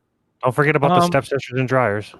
It is. It's one thing to kind of rephrase the thing that you're saying. It's an entirely different thing to not say or to say something that's disingenuous, right? And solely for the purpose because you have a vested stake in it. I love that. I don't know that I ever want sponsorship, to be quite frank. I mean, it would have to be life-changing enough to where I'd want to quit my day job, and I do okay with that. So I'm not trying to brag. I'm just saying I do okay with my day job. I don't need this, which is my hobby and passion, and I love sharing it with the audience, and I hope that that's infectious enough for people to want to watch us. But I don't want that tainted by some relationship because it's now become my revenue stream. Right. So I think that's a perfectly legit question. I think it's a great question. And my opinion on it is, of course, it has to influence him to some degree, even if it's subconsciously. I could be wrong. I'm behind you. I mean, he's got to realize that he's making content and that's part of his thing. You know, that they've got to make a bit of money. He's supporting other people's livelihoods through his channel. You know, DK made a good point saying that they're making a monetary value off of what they're producing for other people. So they've got to be pretty conscientious about what they're saying, what they're doing, especially if they're towing the line. If they've got a corporation, a company behind them saying, we'll pay you X amount of money to present us in a certain light, they've got to stay the course. Whether or not they decide we will or will not take these contracts because of what you're making us do or not do, that's completely up to the person that we're tuning into, which is one of the things that as we're watching different creators, you know, if it's Dragon Shield, boy, I've got 3 different deck boxes because I love the product. I really do use that stuff. Now, if they were to say, hey, buddy, we'll give you a couple $100 to say you love this, easy peasy. If it's for shirts I don't wear, for hair gel I don't need, or razors that I can't use, that'd be pretty wild. But we're all out here trying to make a little bit of a living, you know, and if you're trying to do it on YouTube, you're doing it in the wrong way. So I can't imagine that you would ever take a contract for something that's not worthwhile. So I think the professor has got his heart behind the product he's putting out. But I definitely see that he's trying to get a little bit of a margin to it. You also have to think about, as a creator of a product, your heart's behind it. Thus, you're already biased. You're going to think it's amazing because you're the one who created it. You're the one who made it. So no matter, even if there are flaws, you might not display those flaws because it's hard to self-reflect and self-judge things you do or things you make. So, I mean, that's just to say that. But I think it looks fine as a product. I think it, cost-wise, I do think it's a bit high, only because I have a literal direct comparison. Like I said, these dungeon or these Dragon Shield ones, they look very, very similar. And I don't know how much. I mean, they have 2 more drawers, and I'm fairly certain Dragon Shield makes a product that is almost identical to that, but instead of it being on its side like this, I just think it's just taller. and it might be longer. My buddy has one that it even has a spot for your playmat. So it has a playmat, and then to the right of that it has a deck box, and then it has to the right of that 2 drawers. So like there are other products that do very similar things. So that's why I want to look into it more to see what's different. What did he innovate? What's extra about this? What clearly people love it because 1.4 million is nothing to shy from. So I'm very curious to see what's so innovative about it. And that's only after 4 days. He Yeah. was funded at $50,000 within 17 minutes. So give or take, let's say a half hour, 50K in a half hour. And that must include, just pure reaction time of people being able to click on the links when he put up his video and such. Yeah, It's I mean, he's got incredible enough. support. Yeah, he's got enough viewership to do 50K without much of an issue at all. So that's cool. And Go ahead. an additional thing I wanted to say about it, I mean, we've kind of drifted back off of the the influence that now that he has a definite relationship with GameGenic, and his bread and butter videos are really the product review videos. That's how you got to start, and that's probably what he's most well known for. Even on a subconscious level, it's got to affect you of things to say and not say, even if it wasn't directed by contract, even if it wasn't something that GameGenic didn't tell him to say or not to say. There's going to be some personal bias already. Even if just, wow, they did such a great job. Just like, I don't know, whenever you find a companion in life and you tend to overlook their flaws, and man, they just look great to you in your eyes because you're taking in the whole relationship now. So it kind of helps you overlook the warts and the flaws and whatnot. Yeah. And I'm sure that by having a relationship, even if it's not spelled out in a contract or something that was said, that you run the danger of no longer being unbiased. Right. Yeah. To be very critical because they put his logo on it. Maybe he thinks that their printing's a little bit better or overlooks the quality just a hair because it's got his printing. That was certainly one of the same questions that I had in mind when this product first started coming out. And like anytime Rudy, and I'll call him out too, love you, Rudy. I don't poo-poo on you like a lot of people do. I think what you do is unique and fantastic for the whole community, and I hope you continue to do it for many years to come. Oh, for sure. However, that being said, people just accepting what he says always at face value, that there isn't some ulterior motive to some degree, whether he's even conscious of it or not. That's a whole different topic of research right there. We often do things we don't understand without a deep dive going into why you do things, why you think things the way you do, and without having a therapist help you get there. Rudy has a vested interest. He's got warehouses he keeps showing us full of cards. Of course he has a vested interest. At some point, he is going to sell off, right? You don't just stack up millions of dollars worth of net worth and lock it into cardboard infinitum. It has to be liquidated at some point. Yeah, you've got to turn that into houses and cars for your kids and whatnot. Absolutely. Yeah, cardboard's not going to be the item that you can barter for a college education. You're only going to play one of your Library of Alexandrias at any one time. The other 50 you have in a vault. I haven't actually seen the video at all. I didn't even know anything about this Kickstarter prior to. I haven't heard anything about this. So everything that I've said is just preliminary. Yeah, it's a hot take. That's what we're about. It's first natural reactions. I have no Saturdays for your hot takes with Matt. Yeah. Yes. If you don't, I mean, I'm gonna always give you my honest opinion. And if I watch the video and then 2 weeks from now I come back on, I go, you know what? $50 is worth it, maybe. I don't know. But like I said, I haven't looked into the product at all. But at first glance, I don't see why it would be $50, and I don't see. But I don't. Professor seems to be a very, very honest guy. He doesn't ever seem to pull punches. He seems very critical. So it is a good. There's a solid chance that he could be the same versus his own product and try to remove any bias. But I guess what we're trying to say is, If he removes 90% of the bias, there's still 10%. If he removes 99%, there's still 1%. There's always still a little bit. You're always going to love one child more than the other. You don't love them both the same. You can say all you want, but it's just that same kind of concept. There's the human brain does things that you just can't control, and he might not even know it, and it might not be evident. But at any rate, I think we're good on that topic. You guys, yeah. I don't know. Yeah. I think we're being a dead horse as far as the Kickstarter. I think it's great. I hope he succeeds, and I'm glad he's doing it. Now, as always, I'm a big fan. It seems most of us here on the channel are, on the Cardboard Conversation group here, is that we're pretty behind the idea of using proxies. And I've actually talked to my LGS as well as Spence, it seems, and we're good with using proxies. I mean, my pod, like I said, when I show up with a deck rubber banded that's just a whole bunch of 1-cent commons with little slips of paper instead of real cards in them, they're totally fine with it. Shit, they tell me which kind of... I just got an assignment.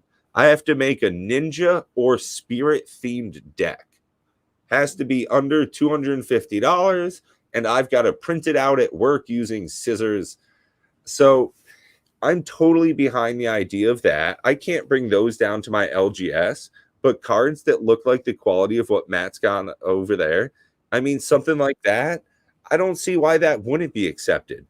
Isn't Magic made specifically for the fun of turning cards sideways? Yeah, these are all proxies. Literally, I have 3 decks that are entirely almost 100% proxies. You want a scrub land? I got a scrub land right here. Look at how badass that looks. It looks better than any original scrub land I've ever seen. Oh, for sure. It looks awesome. I think that as far as LGSs are concerned, yeah, there's modern that's being done at my local LGS, and I don't know if they're doing any commander stuff. But they are doing they allow proxies for modern. They allow proxies for what the hell was the other format that they were doing? I think it was mainly just the modern ones that I saw that they were allowing proxies. But I think nowadays, as long as they're good quality proxies, you can read them. They're legit. You can actually as legit as far as they're not edited to look better. Be careful when you're using NPC autofill. Make sure you check the cards you pick, because there was one that was incorrect. The casting cost was 3 instead of 5. Don't know why, but double check everything you do, everything you pick. Absolutely. Buyer beware. And I bet almost every site, if they're not saying it quite explicitly, let's say explicitly here, you should beware when you're buying products online, whether it's a shirt made for European large or American large. If you're buying products off of the internet, make sure it's got the back you want. If it's a card, make sure it's coming in the quality that you're looking for. And one of the things, Bob, I was just thinking, if I was to buy a proxy of a card, would I want one that looks like the original, like what you've got there? Or would I want to get a Etsy version that's got a different altered artwork? Are those cards or are those proxies you've got? These are proxies. They are proxies and look exactly like the real deal until you take them out of the sleeves. And then you can, if you're experienced, you can tell that Joker is way too shiny. It is very, very glossy and shiny. There are a number of things that make this not real. Now, what I hate is when people say, well, then that's a counterfeit. I wish somebody would pull up the definition of counterfeit. As a matter of fact, I'm going to let you guys tell me if this is a proxy or a counterfeit. If one of you wants to Google real quick, or if somebody in the audience wants to Google the difference between a proxy and a counterfeit, please. You don't even have to look up proxy, but you can look up counterfeit. I wouldn't consider it a counterfeit. Why? Because a counterfeit is trying to pass something. You're trying to actively trade it towards something that and play that it actually is real. Like if you're trying to trade it as a real card or sell it as a real card. An imitation with intent to deceive. Yeah. So now, I have told you guys these are proxies. When I play on on Spell Table, if I have decks that have proxies in them, I will say, hey, I got proxies in this deck. Do you guys care? Right? Yeah. Now, There you I go. want to dive into that a little further because it seems to be the theme of the week. I was fortunate enough, Nikachu pulled up one of our old videos I need to recut about detecting proxies and fakes, and I'll even do my best to try to help you detect them. To say that this is counterfeit, you're incorrect, because counterfeit only comes into play with intent, right? I have Well, no there's a intention of problem with ever that, trying though. to deceive. It's Why is not a there a problem? counterfeit in your. It's not a counterfeit in your hands. It could be a Correct. counterfeit in other people's hands. That's the I think So that's the big problem. these Right. cards are not going to be in other people's hands. That's when you pull out Right, that. but you can easily go buy those on Wish. Anybody can buy them, and anybody can try to counterfeit them. I think that's the biggest Agreed. problem that I And have there's with them. no way on earth you can stop that. Right. No way on earth. And that's why I say, and that's why I put that video out there. And I think that you, as a potential buyer of magic cards, of credit cards, of deck boxes, of sleeves, of coffee mugs, cell phones, I don't give a shit. It's up to you to make sure you're not getting scammed, especially on for sure. something you're willing to drop $1,000 freaking dollars on. You know, there are a ton of videos out there and $10 worth of items that you can buy on Amazon to help safeguard you against 99% of the counterfeits that are out there. Okay. So it's on you, the player, to make sure that you're not being counterfeited, right? A jeweler's loop, a light, I call it a light wand. Yep. You know, there are many different ways Cell to phone? learn how Yes. to. Shit, if you got a cell phone, if you have a $1,000 piece of machinery in your pocket right now, go ahead, zoom in on that little green dot. Yeah, there's a whole bunch of things that you can do to protect yourself. I mean, if anybody's taken a 1 cent comment, I mean, absolutely, Bob. There's so many different ways that a smart consumer is able to protect themselves. And if you're not an informed buyer, then you're a sucker. And they say a fool and his money are easily parted. And when Yeah. it comes to things that cost hundreds or thousands, multiple thousands, tens of thousands of dollars to buy, not getting it verified, not having it in hand, not having a broker involved when it comes to those high things, it's phenomenal. And if you ever are questionable about it and it seems too good to be true, don't buy it, right? Miss out on that opportunity, because most legit things, especially old, reserve list cards, they don't come along every day. If it seems too good to be true, oh, I found this in my mother's glove box from 1995. Bullshit, right? If you're getting this supercalifragilisticexpialidocious deal, you're not. You're getting taken. So, there are legitimate sources that you can go to. Yeah, people get snookered all the time. Guess what? Old ladies get snookered out of their bank accounts because some dude in India calls them and says, buy me a gift certificate and tell me what the freaking redemption code is for $500 30 times. People get snookered all day long in all kinds of things. To tell me that I can't have a dual land that looks exactly like the old dual land that I have no intention of ever passing off as real to anybody else, because I like the immersion of looking at the card the way that it used to be. I don't have a problem with Matt getting alternate arts. I don't want them. It's a personal thing. And I'm on film all over the place with proxies that look exactly like the real thing, and they are not counterfeits. They are exactly that. They are proxies. Exactly. So I'd be a fool if you'd be a fool. Now, I wouldn't be a fool. You'd be a fool to buy the card from me, for that. So you have to make sure that you protect yourselves, people. And, I'll try my best. If you want, I'll share everything that I know. Rudy does it. Was it Ventrix? Is that the other guy that makes a lot of videos about detecting fakes? There are tons and tons of videos out there. Educate yourselves. Google that shit online. Get a jeweler's loop. Spend $20 and get, that light wand and a jeweler's loop. Yeah, I think it's like $7.99, and it was, for the purposes I purchased it, worthwhile and some. So I mean, Absolutely. And, like Matt was saying, you can use a good optical zoom for the most part. You get real close, put that up, and you can detect a lot of things. Absolutely. You're looking for rosette, those little red dots in the green, many things that you can do to protect yourself. So, A flashlight as well. make sure you're buying from a legitimate source. If you're buying off of eBay, make sure that they've got a lot of positive reviews, that they're an established seller. If you're buying off of Amazon, have they had negative reviews? Are you buying from some dude in a Honda Civic in a Walmart parking lot? You're an idiot. Don't do that. Unless it's a really good, no joking. Understand this. Ultimately, you're responsible for your money, right? Not the person selling you the card, nobody else. You are responsible for your own money. Yep. Handle it responsibly. If you're buying something that has value, make sure you learn how to buy it. Asking about proxies? Like, were there people on the video? Were there people on the video that were like complaining about you having proxies or something?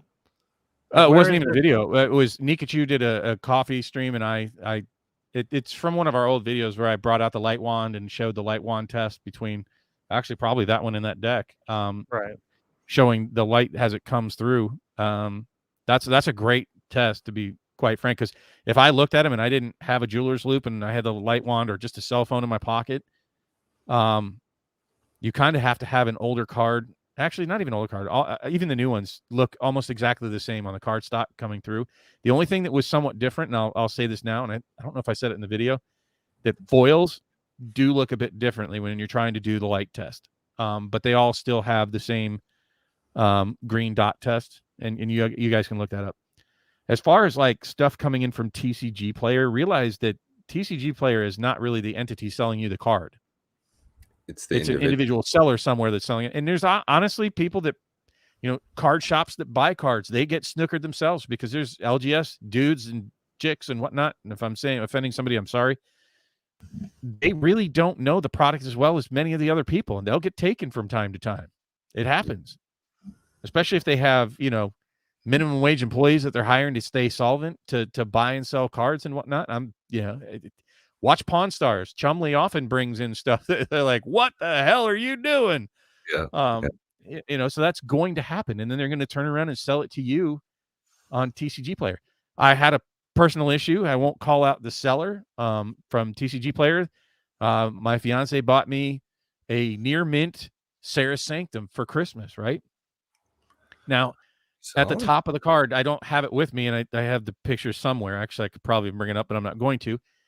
There used to be binder creases from like those pages that you're talking about where you top load them, and it had that binder crease. It was a near mint card, kind of. It had like 3 or 4 chips down the one side and had a binder crease on the card that you could even see through on the front of it. So clearly, I don't care what you say, a creased card is not a near mint card. No, creased card is damaged, actually. It's damaged. And I mean, I could show you the images. But that was a whole kind of debacle that I even had with TCG Player. Didn't even have to. It was a legit card. But if you're paying $300 for a Sarah Sanctum, you sure as shit don't want it to have a crease on it. Right. Now, there's nothing you can really do to protect yourself from that on TCG Player because they don't often provide pictures of the cards. Right. I had a similarly different experience buying off of. I like that. Similarly different. Yeah. So off of what? End of the same spectrum. I bought a card off of eBay. It was supposed to come in as near mint, came in, had that nice crease in it. So I got a hold of the seller and they went ahead and dropped the price. So similar story, different outcome. So because I was buying directly from the seller, because I didn't have to deal with the third-party service of TCG, I was able to get a hold of the buyer and they reduced it right there for me. Well, hold on. Did they take care of you on TCG? Was that the end of the story? Ultimately, yes. It took 6 weeks. It was supposed to be my big Christmas gift. And the first accusation that he threw back is it can't possibly be damaged because I have a perfect rating and over 2,900 sales or whatever. And I'm like, okay, but when I opened it and took it out of the package, he's like, it had to get damaged in transport. I'm like, this kind of damage doesn't happen in transport. It was sandwiched between 2 pieces of cardboard. There is no way that was damaged in transport. That was, I've had cards that had that kind of damage before, and if you're an older player and you know what I mean, and you stack cards like this in one of those 9-pocket sleeves, in a binder in the old days, and then you laid it flat, if one of the cards ended up poking out more than the others like this, and then pressure gets applied, it puts a crease sometimes on it. Or if somehow the pressure goes womp and kind of pushes the card over a period of time, it'll get a crease on it, right? But his first accusation, without even looking at pictures of the card, were that I can't possibly sell a damaged card as near mint because I have a perfect feedback. And I'm like, that is a ridiculous response because it was absolutely 100% damaged coming out of the package and not by the post office. So I don't know what you got going on. So there was a lot of back and forth, right? Now he ultimately did send me a near mint copy of it. And because it took 6 weeks and like 20 back and forth messages of him not responding to me and, oh, well, I got sick. Oh, I was out of town this week. Oh, Christmas happened. Oh, this and that. And it's like, she actually bought it on Black Friday and I got it in February. Right. It was supposed to be my early Christmas gift. So it kind of put a big damper on her big Christmas gift to me. You know what I mean? It's like, wow, I'm sorry you had to go through that. Right. It's in the mail. Yeah. So even at that, it was just like, I don't know. It was, like I said, I won't call him out. So I won't call him out directly, but yes, TCG player, you run the risk and you have to know that as an informed buyer that you're buying things sight unseen based off of word and hope that they care about their feedback. I mean, I will say on eBay and on, I assume, I know for 100% sure on eBay, I don't know about on TCG, but eBay will 100% side with the buyer every time. You could say you received a brick for whatever you buy, doesn't even matter what it is, and they will refund your money immediately. Doesn't even matter. You can provide as much proof as you want, and they still don't care. I had an issue as a seller, and I will never use eBay again as a seller because they just will buy no matter what proof you have, no matter what it is. I won't go into the details, but I had hardcore proof that what the guy said was wrong. And all of a sudden, I saw a refund from my thing, and they were like, "Well, they're sending the product back." It's like, "Well, it's been 2 months. What do you mean they're sending the product back? They've been using it for 2 months, and now all of a sudden it doesn't work anymore, and it's my fault."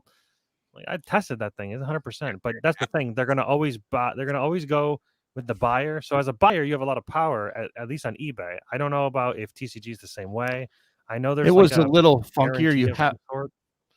You have a very small window as a TCG buyer, so it's a little more fractured as a buyer on TCG player. Yeah, definitely on eBay you have a lot of power as a buyer, and that's one of the reasons why I like buying on that site. Even though I do a decent amount of selling, it's definitely a bit more anxiety inducing, because if you're selling a high quality product, someone might well say it came in a damaged condition. So I always take the precaution of making a couple of pictures. When you're putting up the listing, it shows clearly what you're putting in there. So between that and a couple of other practices, you got to be safe.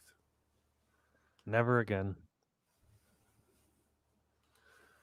Wow, I can't believe it's already been an hour and 40 something minutes. Thanks, guys. This has been great. I love these conversations we have. Hey, thanks for letting me play show and tell. I love my stuff. Yeah, it was fun. I like this. It was a couple other things I had, like the life tokens. I used those, but the relic tokens. You can go check the video. So I have a video on these things. No, so not even looking, you guys. I legitimately enjoy the content you put out. Like, there's like one person watching us, and it's probably one of us. I love the stuff you do over there, and watching all those token videos was super fun. Seeing you open up all those little packs, hunting down, that was super cool. I didn't know those were a thing. They're called relic tokens from Ultra Pro. It was cool. Yeah, they're cheap. You can go buy them for like $1, or if you want to buy a pack, you get 3 of them for like a couple bucks, and it's quite easily the freaking green screen, man. I guess The the card was there's foil ones. So if you like foil, they got foil ones. who And then doesn't love? it's got the life counter for here, and then you've got like a quantity counter. So if you want to use, for instance, like this Cloud Drake one, you could be like, well, there are 2 2s, and I have this little dial up here. Wait, does this not have a dial? Oh, some of them don't have a dial up top. Interesting. This must be like an earlier one or something. Well, most of them have a little dial up top that show quantity of how many of the thing you have. So if you want Ah, to use them for like my buddy uses them for goblin tokens, so he'll have them be like it'll be like 1 and then 1 for their power toughness, and then he'll have like he'll say he'll have 9 of them. So they're 1 and he has 9 tokens. So it's So it's a so thing to do. how many dials does the Scute Swarm one have? I'd have to go to the box. I imagine it has That was a joke. okay. Sorry. It would need to have like extra dials all over it. so it's funny enough. Hey, 2 people. Okay, so I know he's not here. So I was playing a deck and I had like 64 Scute Swarms out. And one of my buddies does a board wipe and I counter. And he says, "What the fuck, Pat? You never counter." And I go, "Well, I've got 64 Scute Swarms out. What do you think I'm going to do?" It was one of the most like meta things in our play group where I had always prepared for a situation I had hoped would never come up, and I pulled the handle. Oh, Oh, yeah, man, I had a commander game with my I'm playing the Cephras deck. This is the my commander Cephras. Of course, it's gonna well, no, it works. So yeah, it's a Cephras deck. It's a reanimator deck, and I wanted to test it before this next week's league game. So I'm playing in my group on Thursdays. They all have like $1,000, $2,000 decks. They're all blinked out with proxies and stuff, and this one Yeah. is limited to $200. Surprisingly, damn good deck. I love this deck. This is it's going great. But anyways, Yeah. I end up getting to the point where I got a Teferi up to take 2 extra turns. Well, on my Oh, first extra turn, I did something that got countered from the Corvald player. I'm like, okay, so he had a counter, cool. Did something else, he had another counter for it. I'm like, okay, 2 counters. Okay, now he's tapped out, so I can take my other extra turn, and then I can get some stuff in play. Then he had a Pact of Negation. I'm like, what the? You have 3 counters in your hand just chilling there for this whole game? I'm like, this is ridiculous. Counters to me, they're the most frustrating, rage-inducing things I've ever. I'll just let you in right now. If you guys ever play against Big Box Dave, MTG Attitude himself, he is a bastard when it comes to counter spells. He will ruin himself when it comes to progression. He won't even ramp, so he can save mana to screw you over. The one person, it's just Rich. I know it. Love you, cuz you're great. Love you. You're wonderful. But at the same time, Big Box Dave, bro, I just want to play my spells. Let me put my commander out. What are you doing? Aren't we having fun here? No. X amount of fun, and he's having Y amount of it. I'm actually okay with counter spells. Far more than I am that stupid Navinral Urborg Tyrant. That is just such an oppressive card to play against. And his disc, I don't. Yeah. I don't like play. It's just wipe. Conversation itself. Honestly, I could talk for 20 minutes solo about my opinions on counters, on board wipes. I think that they have too much presence in our format of Commander. It's ridiculous, and it wastes. They're necessary. You reduce 15 or 20 minutes of gameplay. Urborg, in case you're not aware, also gets rid of enchantments and artifacts too. Yeah, I'm aware. So you play that and do a planeswalker deck, and all you're doing is blowing up everybody's stuff and keeping your planeswalkers out. And it's just like, all right, we'll go F yourself because that's awful. Yeah. Maybe next episode we'll talk about board wipes and counter spells. Oh, there you go. Or yeah, just even unfun play. Like it even happens on Arena. Like if you're playing right now, and good God, if I have to play another damn enchantment deck. Like, be original, people. God, I hate net decking so bad. It makes. You mean you don't want to sit there and play against the same decks over and over and over again? No, I You don't. should probably stop playing Arena then. Yeah, And I right. know I that's don't why play you're that supposed to often. draft. But even in That- drafting, people tend to draft the same cards away Yeah. to get the same combos, and you never see them. It's like, ugh, this is And then garbage. I find out that the freaking draft's not even real. I didn't know this. I don't know if you guys knew this, but on What? Arena, they simulate a draft, but you're not actually drafting with those people. You're just simulated. So there is no hate. There's no hate drafting like you would think. There's no like. Really? I thought it was real. No. So The wait, last video I did, I was told it was all simulated. I can't Yeah. confirm this 100%, but and a portion of it, part of the algorithm. So this like particularly excites me. I love breaking programs and stuff. So it seems one of the issues that they've had that people have stumbled upon just from trial and error is if you're playing a certain type of deck or archetype, that they'll draft opposite of that. So once you get to a certain point, if you've been playing a lot of green or white, pulling those cards, they'll fuck you with a lot of red and black just so that you can't have really good pulls. Yeah, you know what? I got nothing good to say about Arena. I just think it's a poopy program. I just hate it. I hate it so much. yeah, Moto is much better. I think it's very real. It's just need to update it. It feels so sterile to play. Yeah, they need to in update Arena. it a lot. It's so sterile. There's no interaction with people. It's Magic the wanting. You know, it's just the Magic the soloing is what it is. Well, Moto's good.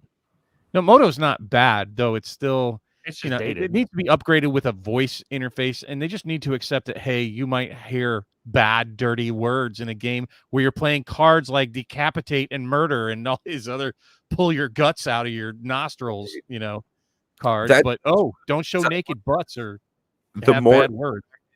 of an interface, the way that people are able to communicate, if you can introduce a way for people to actually bring politics to an electronic game of Magic the Gathering, then you're in a whole other realm. If I can say to Matt, hey, Matt, don't swing that Blight Steel at me. Take it towards Bob, and I'll end up copying it.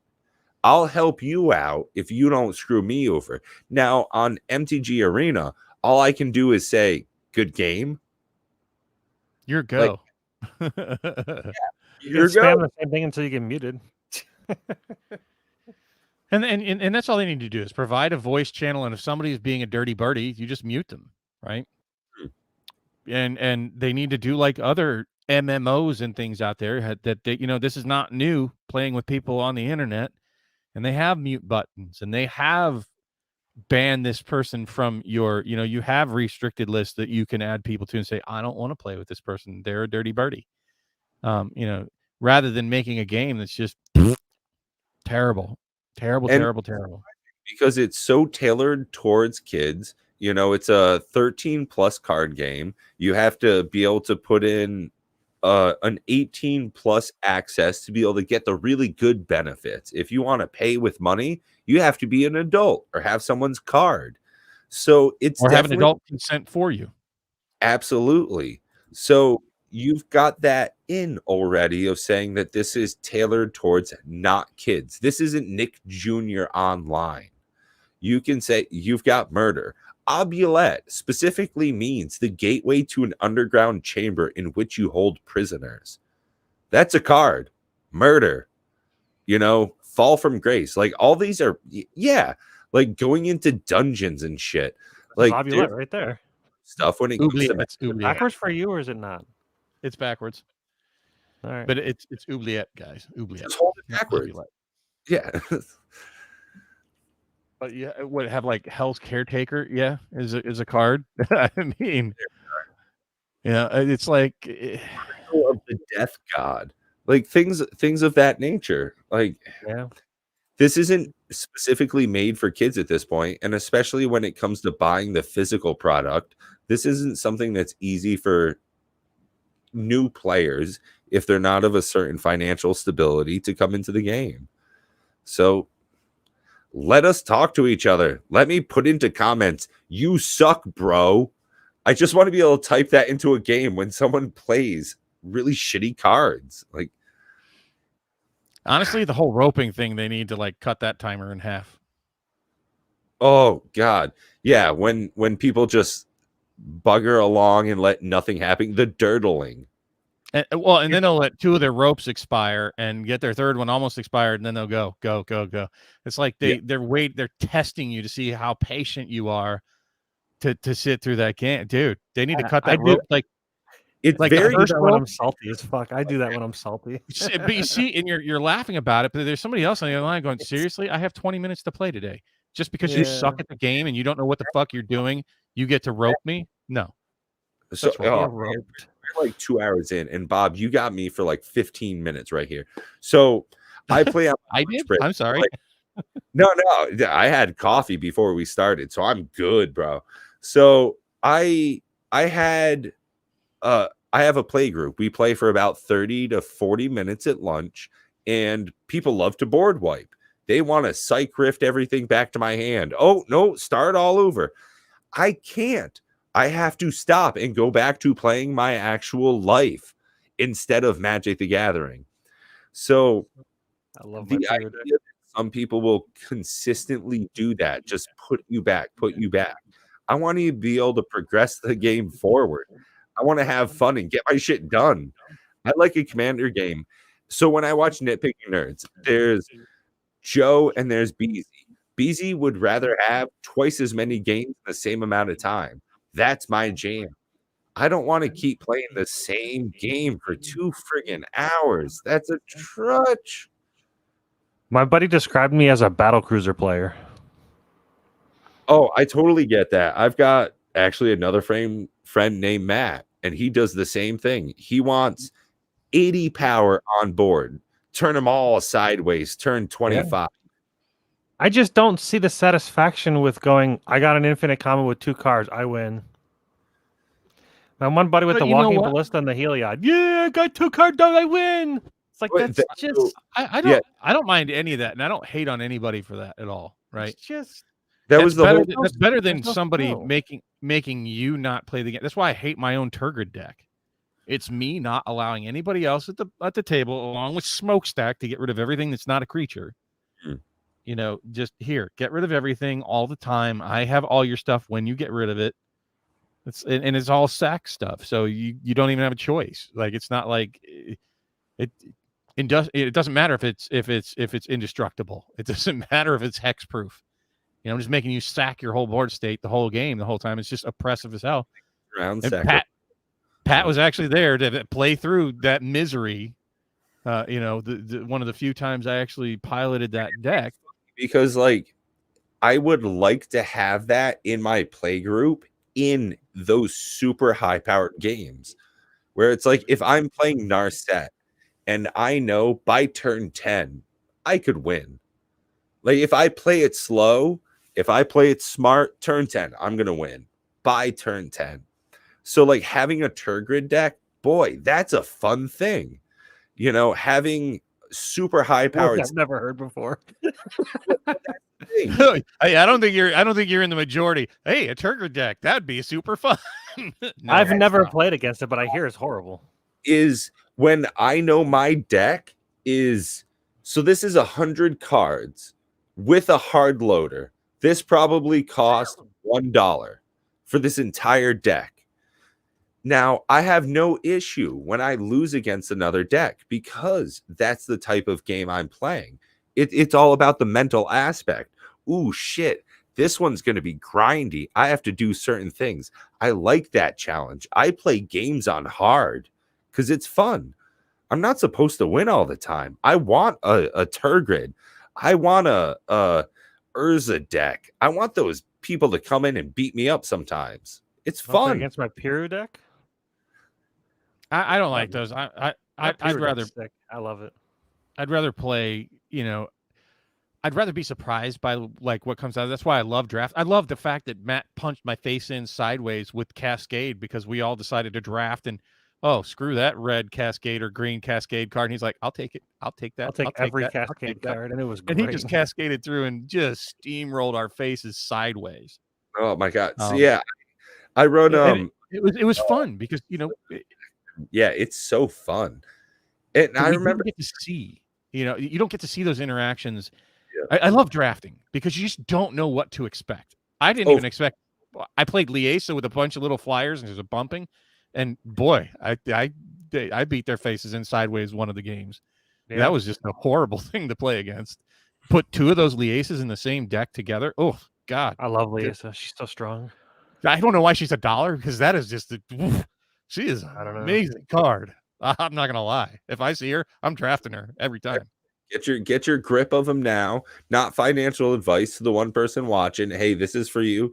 Get yourself 10 Liesas right now, and some generous gifts because those are actually really cheap. Those are below market. You should get those. I need to look up to see why we have to say not financial advice. Is that really a requirement? I don't actually know. I just keep doing it because it's kind of a joke to me at this point. So I know some lawyers in real life. That's just part of my career. There's no reason that people say that. I only say it legitimately because I know it's a joke. So I do it sarcastically. Oh, yeah, it sounds. I do it sarcastically. It's a meme, guys. It's a content creator meme, is what it is at this point. Unless I claim that I am a fiduciary, that I have a legal obligation to help you produce more money, I can say whatever the fuck I want. Hey, Matt, you should start sucking dick. It's a great career opportunity. Lots of money, not legally. Yeah, well, no, do what you want. You're an adult. This is America. If you not only is it not financial advice, people, that's not life advice either. That's not life advice. I don't know. Yeah, I hear it's great stuff. My girlfriend loves it. Oh wow. So yeah. No, it's anyways. I love the random nature things. Like I said, I get excited. I so want to play. God, I know that you just bought Jumpstart, right? I know you said there was a Rudy special. I bought six. I bought a case of Jumpstart. I think I was telling you, Pat, last week that I was looking at getting a case of Jumpstart because, not financial advice again. I agree. It's going to go up, but that's not the reason I want it. I want to have enough on hand because I have still yet to play Jumpstart the way it was designed. Oh, Bob, I was gonna message you about it, but it sold out within 11 minutes. So there's other opportunities to get it out there at the same price. I had one lined up in a cart for $516, case shipped to my door, and I was just like, nah. So for those of you that are like insane and still with us, all this stuff, including what I want to say about the professor's price. And with the Jumpstart, we've had 2 years to buy Jumpstart. I have 2 boxes. If I really, really have the itch to pull it off the shelf and play it, there's Jumpstart 2 coming up soon. But I had this conversation. I don't know. Maybe it was just with you. I don't think it was with you. Just like yesterday or today, was it, Matt? About my budget. I spelled out my entire annual budget for Magic, right? And I'm gonna say it now. I said it before. I said it 6 months ago when we were talking about it. Double bubble masters, triple flippy, whatever you want to call it, whammy. That's where it's going to be, guys. And for those of you that are buying more Kamigawa and more secret layers and more of this and that, and even as much as it pains me to say it, a case of Jumpstart, which I would really love to have. And if you have the wherewithal to do it, I recommend it. But in order to stay on budget, which is now being forced upon me, and I have to learn how to stay within like a $3,000 or $4,000 a year budget, I'm going to have to skip stuff, right? And unfortunately, some of it's going to be stuff that I want. Even if it was a $50 deck box from the professor or a $500 case of Jumpstart, I want at least $1,000 in my back pocket to throw at double whammy masters. Like if they come out with a collector box of double whammy masters, think about that. What do you think that price point is going to be?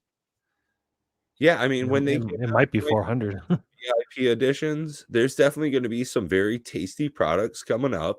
And if you're left unprepared or unawares, then you're definitely going to be left out in the wind. I know both Bob and I were able to get in on Infinity pretty early for pre-orders, getting in on that lower price. When I look now, what my collector's box pre-order locked in versus what it is now, 25% increase. Wild. Now you're going to see a lot of that going forward in the future. And if you're not ready when the thing comes up, when that sale goes live, you might be left in the dust. It's a terrible truth. Sadly, I think you're wrong. I don't think they're going to be left in the dust. I think that's going to be worse. So what could they do worse than being left in the dust? Mm. I'm asking you that directly, Pat. What would be worse than being left behind or left in the dust? My thought on that is like the current Commander Legends collector's box situation or the VIP double masters. Double master? Yeah. So they still have product of it. If you want to get Time Spiral remastered, sure, go ahead. Pull out your credit card. Put down that There you 400. go. That's what'll They'll happen. to you. If you want to buy it, they will sell it to you. Whatever you want to buy it for, they'll sell it to you. It's just going to be as high as they want. And you're gonna, the sad fact is, and we hear it all the time, even in our circles, that the smaller circles that we have, people leveraging, putting themselves in debt, selling off cards that they really don't want to get rid of, but they don't have money to buy the next set of cards. And then they bought this, $200 Kamigawa pack of collectors and did not get a neon ink card, and they only got, Right. $100 worth of cards out of a $200, $300 box. I just saw Joey Moss put up a video recently, bad boy himself there, saying that he got one of those red, pink neon cards live on camera. And my first thought was, no shit. How much did you spend? Right. My first exact thought was, how much money did you spend in collector boxes to get a card worth $1,600? So I clicked over on his page and I looked at it. $2,400 approximately is what it cost him to get a card worth $1,600 because he had to go through that many boxes. Just opening up pure card. Again, like I said, there is good, juicy stuff coming this year. And if you're spending your money now on things that in 6 months you feel like you might be able to live without, like I think Kamigawa is a fine set. I think it's going to age well.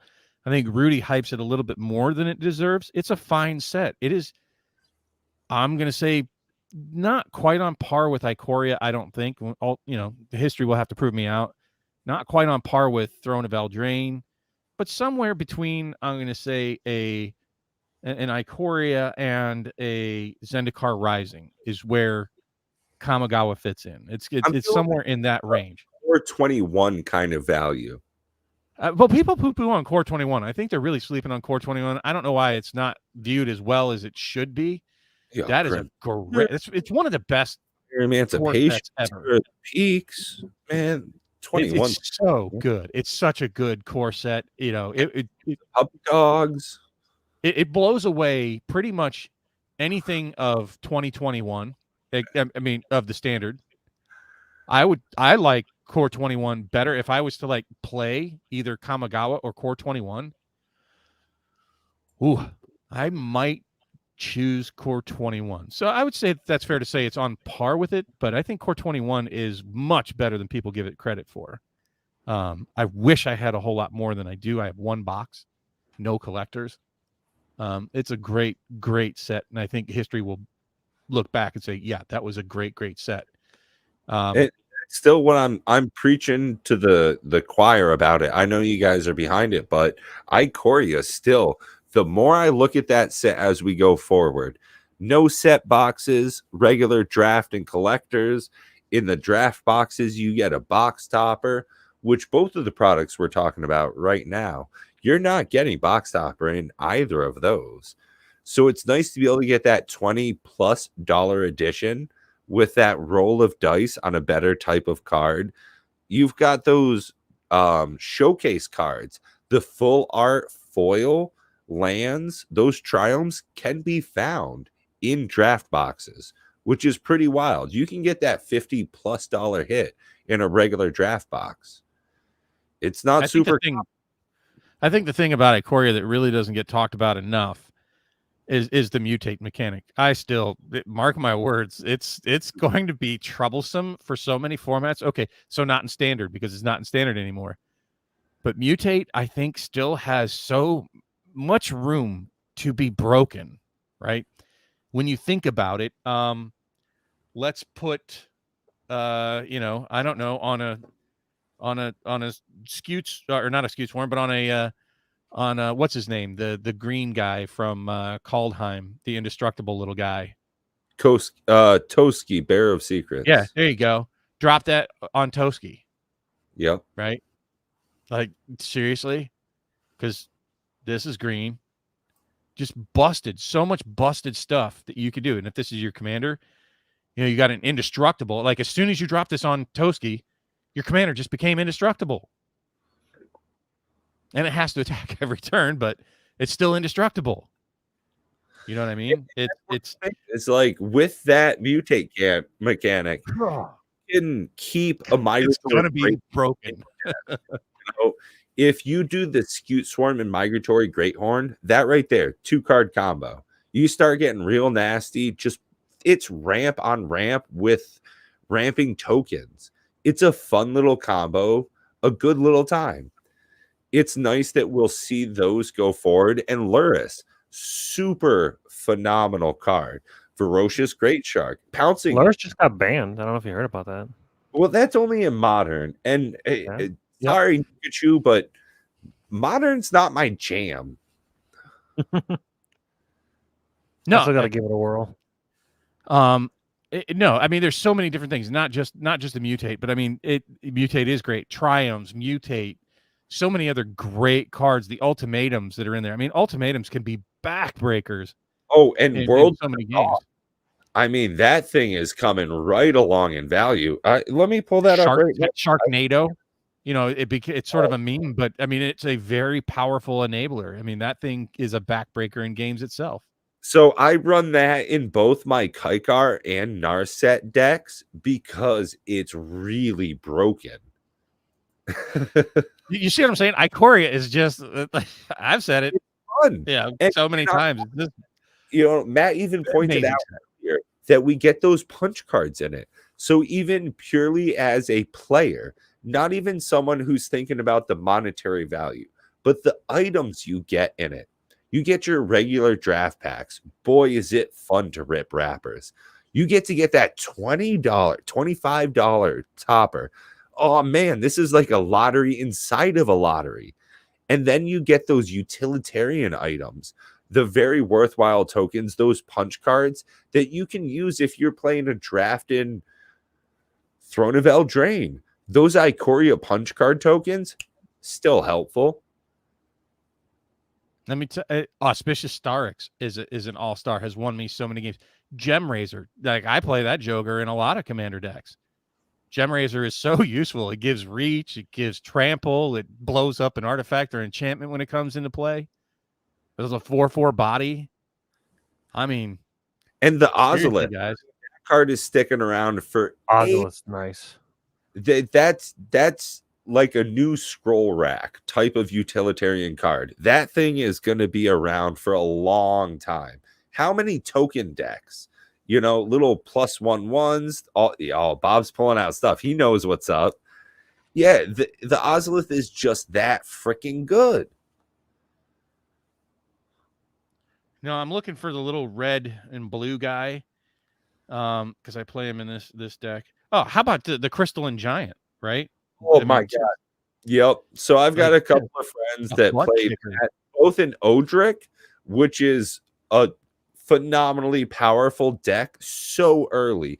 I almost want to build one myself so that I can pub stomp. You're talking about Lutri? Oh, you're talking about Lord Drakus. You guys familiar with this one? It's such... I love the art of it. Like that showcase version. Tell me that doesn't look so superior to the other types of cards. Like when you open Zendikar Rising, this pops. This is something I would look into. That's basically a Snapcaster Mage on a stick. All right. And then you just play that with the Crystal Shard. I think I took it out of here. So you play him with Crystal Shard. I recently added to my Animar deck called Cloudstone Curio. That card is busted. Holy. Oh yeah, Cloudstone Curio has been known to be a kind of busted card. Yeah, I think I took out I think I put it in another deck. Bam. Beautimus. I have all of those. Oh, actually, I got really lucky with the amount of triomes I got for as little Ikoria opened. This guy is pretty baller too. I got tons. If you've ever played with this guy. Riku of Tour 5. Oh, yeah. I've seen that actually as a commander. And it looks like a fun high-low power. or low. It's you mean a mid range? It's a mid range card. High low. Yeah. High low, mid range. I mean, but do you know what Crystal Shard does? Yes, sir. Yeah, you can bounce it unless you pay a blue, or unless they pay 1. So there you go. Lord Drakus, just bounce it back to your hand, play the creature, and then play it again, right? Just value engine going, and you just keep taking your. I think I took them out of here. I think they're in other decks, but basically, I'm playing it with Time Twister or the take extra turns cards. I played a number of take extra turns. You play that with Lord Drakus, you just get that going. It's like, okay, you can sit and watch me play Magic now. I have a buddy that has a deck like that using the it's Mardu. Oh, damn it. It's the thing that allows you to look at the top of your library at any time, and you can play them from the top of your library as it has that flash.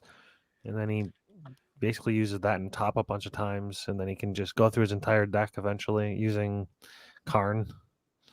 I don't remember what it's called. And if you're not familiar with this card, it is expensive, not like monetarily. I think it's like maybe a $10 card. You guys familiar with this? No. What is that one? Hexproof, basically. Not just hexproof. Well, the regenerate's nice too. Let's say you are able to board wipe. Yeah, I played this in back in Standard. I played it as a 1-of. So it's for nice Commander, to have against control decks. It's nice to have against all those. Destroy all your creatures. Nope. Destroy all your creatures. Nope. As long as you have the mana. Asceticism is so strong. It's worth the mana, in my opinion. Especially if you're playing an elf deck.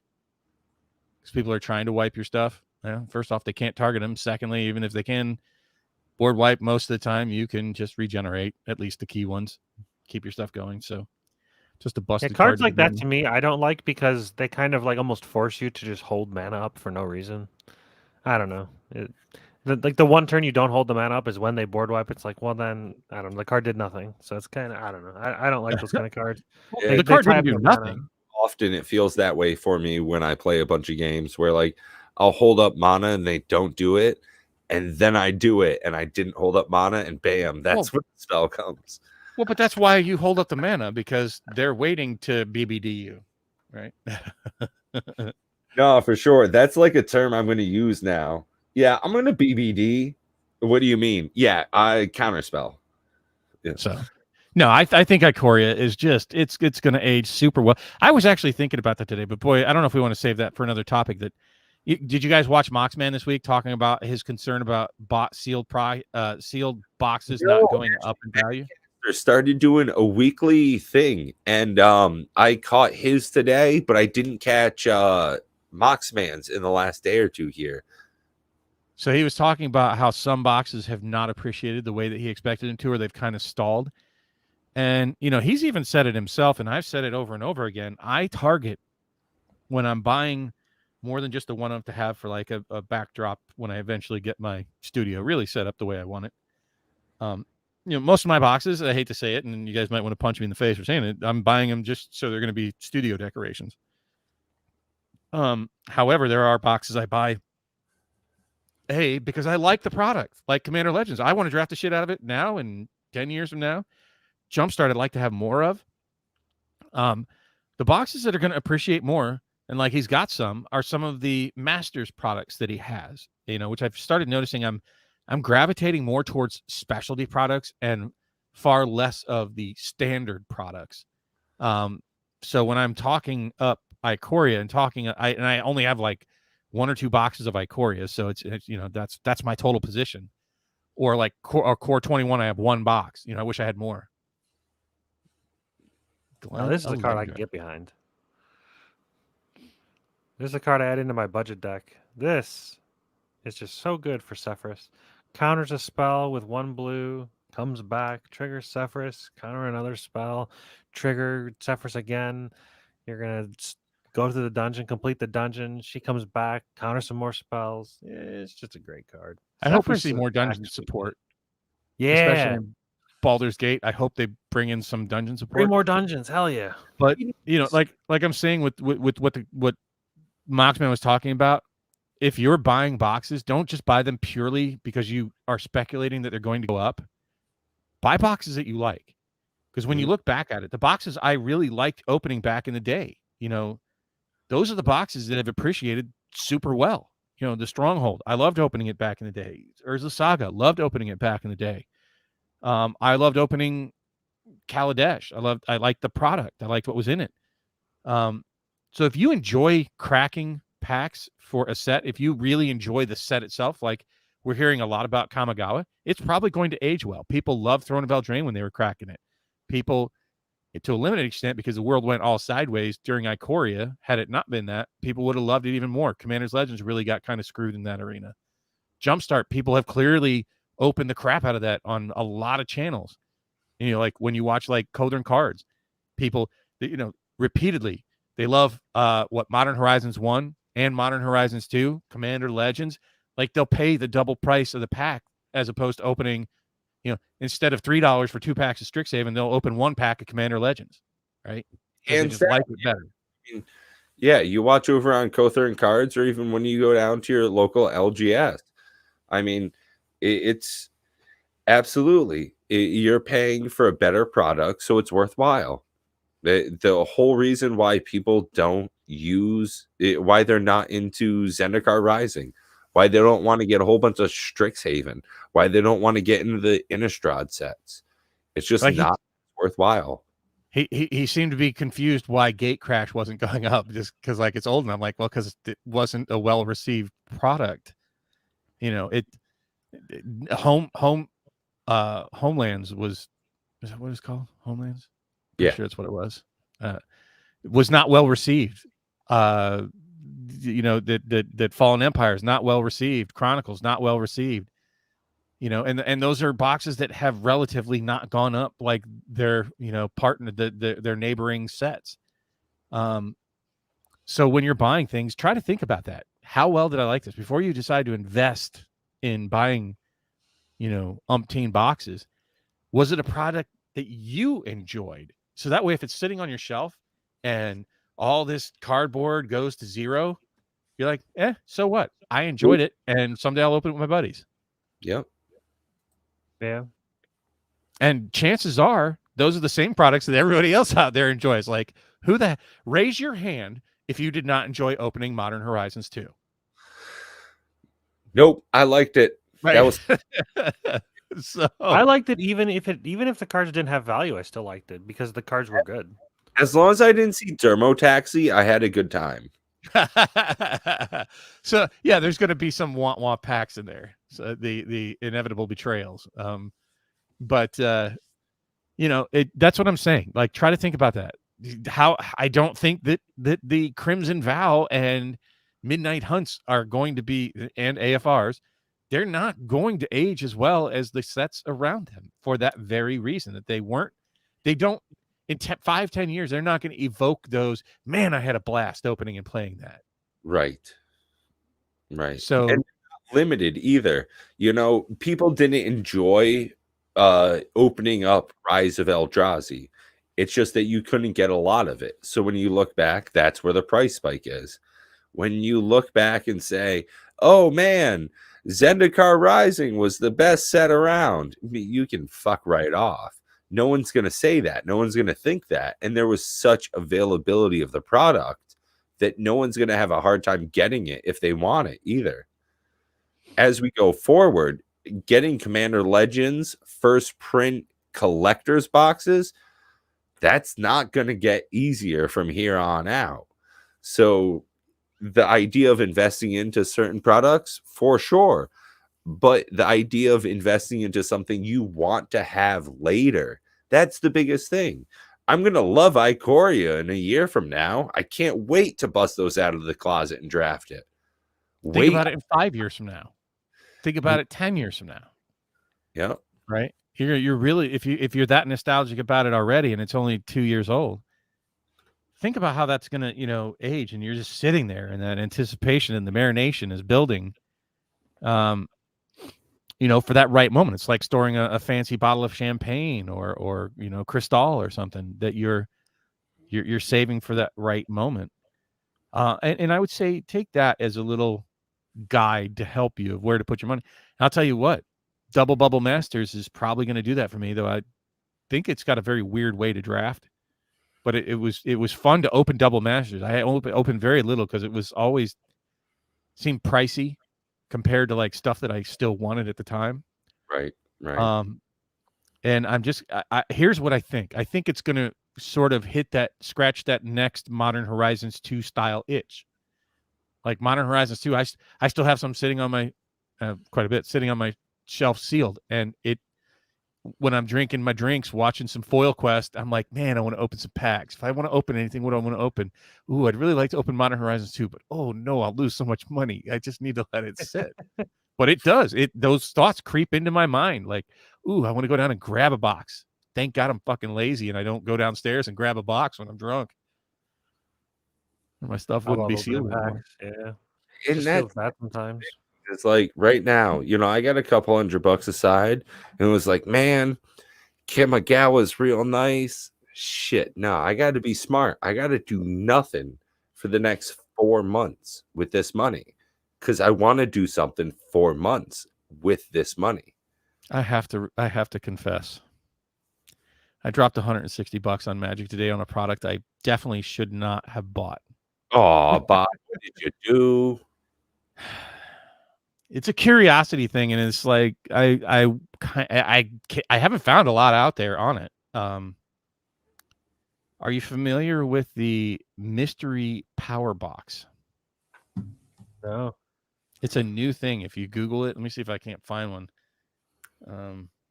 Walmart mystery power box. So Magic, some I think Kraken Packs MTG opened some. So you're familiar with the power cubes that they did. Mm-hmm. So it's Magic Gathering. Mystery Power Box, I think is what it's called. I think I had that same keyboard for a while. Oh God, tell me I didn't just do that. Like, am I still here? Yeah. Whew. Like Just I was gonna log out of StreamYard because I got into the wrong page again. The Gathering, Mystery Power Box. Oh crap! Can I not find an image of it? Oh come on! Have at least one image on the interwebs. Damn it! So what grabbed my attention? If any of you are, like I said, still watching at this point, okay, I found a picture of it. Ooh, there we go. It's on eBay, so they have them on eBay. See if I can't find this image. Now I'm not promoting this dude. I don't know these dudes from Adam. Oh, come on now. So then hopefully it jumps right out at you guys. Let me share. How do I share? Share screen? Yeah, then I think he'll have to switch it. Yeah, it should come up with a little prompt for me in a moment. I can share window. Oh, no, that's not going to work. So share screen. All right, so we're going to go infinitum here. All right, so can you guys see it? Yeah. Is that better? Yeah. All right, so it seems like a new product. Meh. All right, so what jumps? Really, it hasn't jumped out at you guys yet? Well, I don't know. There he goes. He's figuring it out. Really? No, he's got you. You're good. Yeah, it's full screen. Go for Yeah, it. I said, what jumps out at you about this product? Yeah, what thing? Yeah, What's because you're that? not getting Besides it being a scam? in this box. There's no fucking way. Yeah, What's it's that? a scam. There's You're no not revised pack. Time Spiral Remastered, $10+ a pack. You're not getting, what is that? That's a revised pack. That's not Yeah, iconic. That's what jumped out at me was the revised. How do I stop sharing my screen? So you Yeah, guys have caught it. Oh, hello, Anthony. I don't know how to get rid of that. Stop. Well, he will sharing. do it. There you go. Stop sharing. Okay, so I watched pack wrecking, and every pack had Time Spiral in it. No. Every pack had Dominaria in it. The worst pack that I saw was I think was it Strixhaven? It was either Strixhaven or Theros Beyond Death. There were 5 packs. They were all 5 different. Now the promo cards were garbage. You know, Italy, the usual schmoes. Right. Yeah. Garbage fillers. Yeah. But it was the packs that I saw. They had an invasion pack. He actually, if you watch his video, one of them opened an invasion pack. Right. So you're That's like telling a me $40 pack. to my local gaming Walmart store, my LGWS, and pick up some of these, Bob. Is that what you're saying to me? No, I'm saying I did. I Not said I financial bought advice. stuff that I wasn't supposed to buy. I bought 5 of them at $30 a piece. Professor would tell you to stay away from their scam. Oh, 100%. And I'm going to do the Joey Moss and say, I'm spending my money so you don't have to solve your curiosity about these garbage products. And I've only seen 2 openings of them. There was one British sounding guy. I don't remember what it is. He opened 2 boxes. Probably He Unpacked. What's that? MTG Unpacked, I think. I watched some of his stuff. Probably. It makes me want to sleep. No offense, dude. But also Kraken Packs MTG. Isn't that the guy with the southern accent from Magnolia Games or whatever? I like him. I liked him. He sounds like a genuine good dude. But he opened 5 boxes, and the other guy opened 2. And every single one of them had both Dominaria and Time Spiral, if I'm not mistaken. Now, there was War of the Spark in some of them. Ravnica Allegiances in some of them. One of them had Invasion. So, like, okay. I mean, there's some legitimacy. And if they put that revised on there, and there's even a slim chance of getting a revised pack, there's an even slimmer chance that if I get it, that it'll ever get opened. I can promise you that. But you know, things where it's like a gamble on a gamble. You know, it's a limited production product, and it's all leftovers and blah blah blah. So, hey, if you guys have some extra money and you don't mind wasting it in an absolute, gamble of a chance, if you don't mind going down and pulling that one-armed bandit, your local Walmart store might have that. So I don't know what my plan is yet, but maybe some content, because it's different and unique, and I like to have some sort of purpose behind opening. I'll admit, the shorts that I did were to try to promote the cardboard conversations. Though those have really dried up, like 20, 30 views at most each. But the point is going to be, okay, is there really truly a chance at a revised pack? I bought all that they had on the shelf, and not everybody's going to walk in Walmart and drop $160 on mystery boosters that most content creators say, don't buy these things. Right. Yeah. But I'll tell you, honestly, one of the things that we didn't talk about tonight. So the power cubes that you get, this is one of my favorite items out of power cubes. I love these things. People poo-poo on these acrylics, but I think they're really useful. They're card-sized. Cards fit in these jokers. I love them. I think that's pretty high quality. I'd pay something like $5 for one of these. Absolutely, yeah. Yeah, plus, I mean, especially if you were buying just a single box, you'd pay at least $5 for that. Yeah, that's what I'm saying. If you're buying this off a shelf, like, we pay $5 for stuff made out of this cardboard quality stuff that says like Dragon Shield or Channel Fireball or some shit on it. So something that's way more rigid, and you could put dice in here, you could put cards in here, Yeah, I mean, several different for these boxes right here, you're paying $4.99 plus, and this is made out of plastic. Some reasonably bendable, cheap stuff. Whereas if you have something of the quality that you've got right there on screen, that right there is definitely a higher quality product, and probably, for the value you're getting. If you're putting a commander deck in there, that shit is way more solid than the item I've got here. Oh, it's got plenty of room for tokens and everything else, Yeah, you could put dice in there. Yeah. Honestly, I think this has to factor into the price. Now, you only get 2 to 3 packs out of one of these things, so that's kind of crap for $20.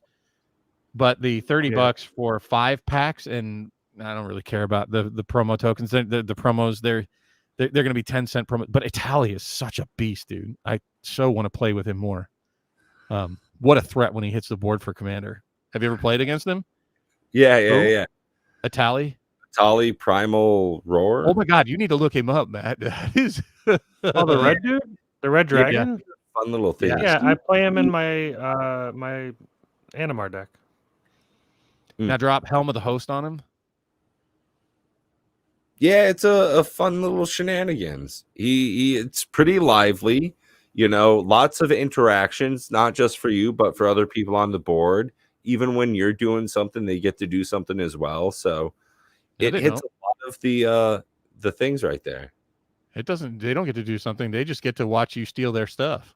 No, that's what I mean. They get to take your card off the library. Oh, They get to that dude is just oh. Rawr. Where did you get that card? It's a proxy. Oh, that's baller. He is just my Animar. He's overprinted. If he wasn't the promo card in most of these, one of the boxes that was open. Oh, that's very cool. That's an impressive card, by the way. Yeah, he's busted. Love the He's artwork. absolutely insane. That's my commander. I changed Averna out for him. So my Averna deck is now my Animar deck. He's absolutely busted.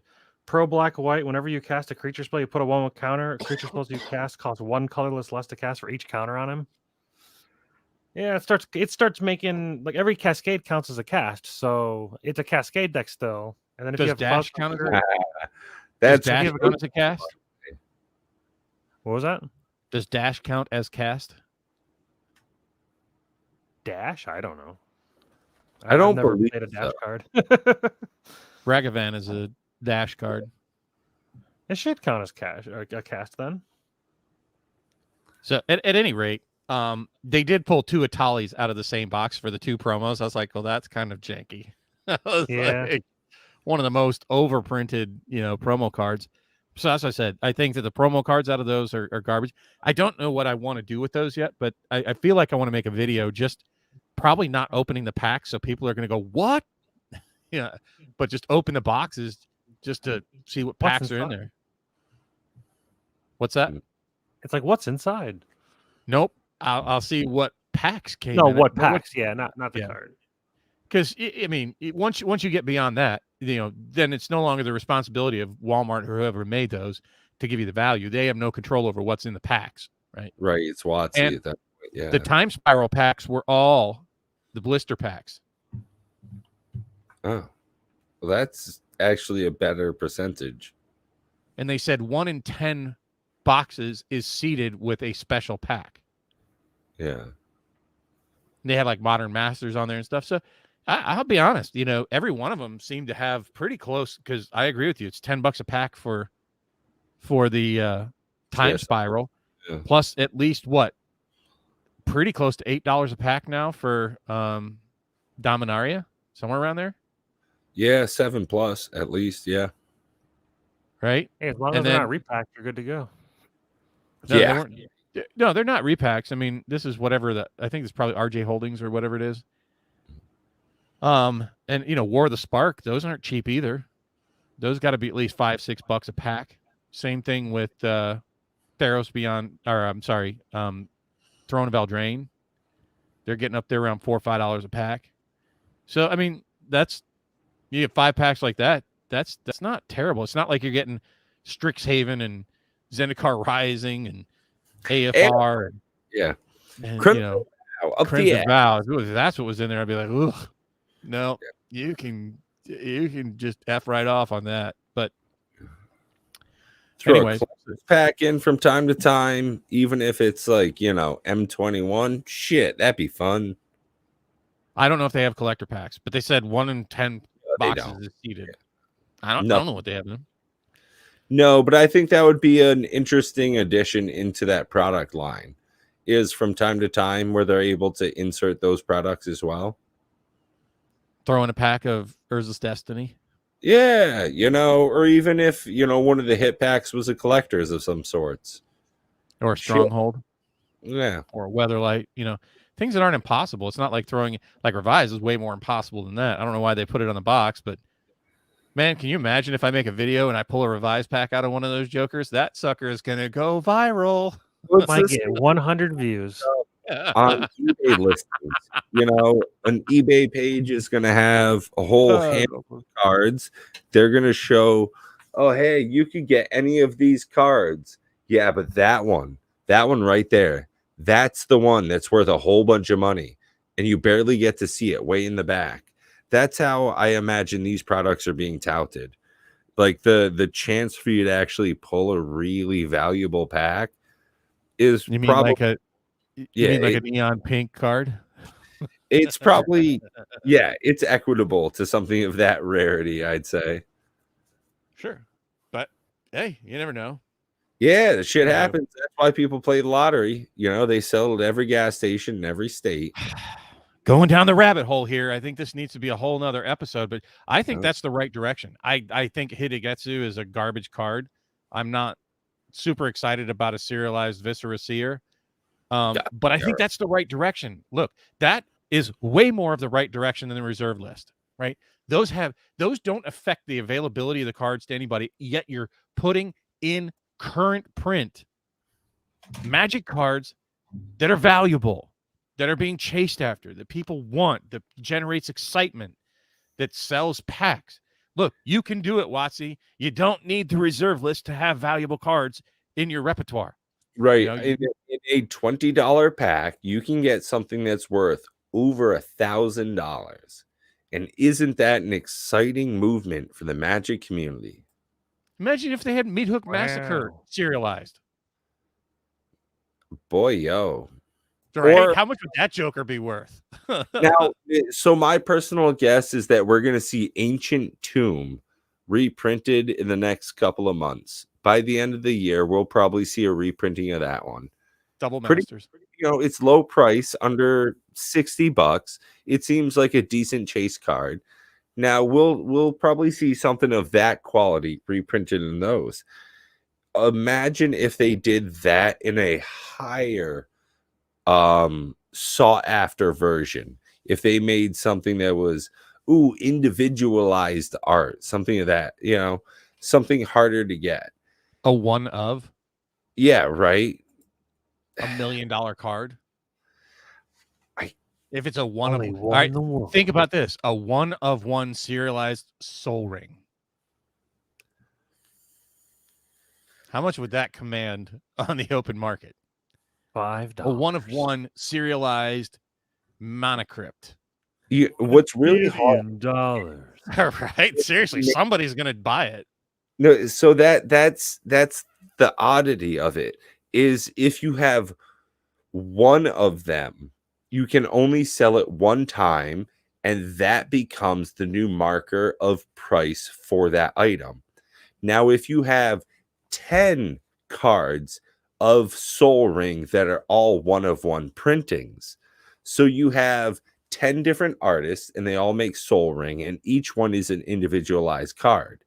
So it's one of one of that printing, one of one of another printing, but you don't release how many of those individualized printings there are. Sure. I'm just saying there are this harkens back to my, like, Pleasant Kenobi is so much better than I am, so much more eloquent with getting his point across than I am about why I hate the reserve list, why I think it needs to go away. I think it is an elitism that excludes. It's exclusionary. It makes people go, oh, you didn't hold on to these cards when they were $5 or you weren't born, and now they're $1,000. So get bent. You can't have one. Yeah, right. Now you can never own it. You know, now you can't play the game. People go, oh, you can play it. You just can't play it the best way. Yeah. Okay. What? Get like it's like playing a PlayStation game, but you don't get to use the X button, right? It's like, go away. You know, that you need to make cards available. I think that things need to be collectible. I agree with that. Getting rid of the reserve list doesn't change that whole idea or that fact. You just need to be smarter. There are other vehicles to make valuable cards. I'm sorry if your old ones aren't valuable enough simply because they're very rare and very old before they were considered really collectible. You know, I don't think you need to hold with the old guard. You need to look forward to the people that are coming in. Hey, look, you don't have to have been born, you know, before 1993 and bought Magic cards by then to have these really super ultra valuable cards that still buy in current and modern sense. And going into the future, you can buy cards that have these astronomical values. You know what I mean? That's what you need to chase, because the reserve list is just going to keep getting farther and farther and farther and farther away from reality. It'll get farther away from people today, right? Even if they go up and they become museum pieces, right? It's something that's unobtainable. Just call them unobtainium to everybody.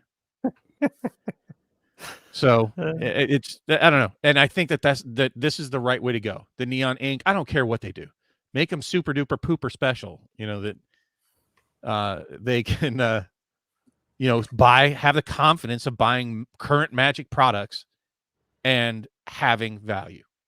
That's the right direction. Whatever they need to do to accomplish that, that's the way to go. Got to keep the value built into it. And as we go forward, Moxman says it right. And there's a lot of other people that say, this isn't financial advice, but at the same time, advising your finances. Buy smart. Don't waste your money. Be intelligent about the purchases that you're going forward into. There's X amount of money and Y amount of things. Make sure you're buying Z amount of good buys. Yeah. Well, hey guys, this has been great, but we've been going on for a pretty long time. As always, a phenomenal conversation, and I look forward to hitting on a number of these topics again soon. Anything you guys want to say before we sign off for the evening? No, I hope everybody enjoyed our content tonight, and feel free to comment on the video, and come check out our channel over at MTG Gaming Bob. You get to see Matt on my channel doing a lot of deck tech stuff. Doing deck tech stuff, a little bit of arena, and maybe do some. Actually, this Sunday tomorrow, I'm going to do a live arena game, or not arena game, league game. We're gonna do it. We're doing it live, 9:15 p.m. Eastern Standard Time. We're gonna do the live league game from the Jake and Joel Are Magic. It's gonna be 4-player commander on the spell table. Should be fun. And there's OnlyFans links in the description. Yeah. So no, that's all I got for tonight. Thanks for everybody letting me do my show and tell again. I loved it. Oh, ditto. I've got all sorts of stuff that I could have kept going. This has been great. As always, love you guys bunches. We'll do this again soon. Catch you next week.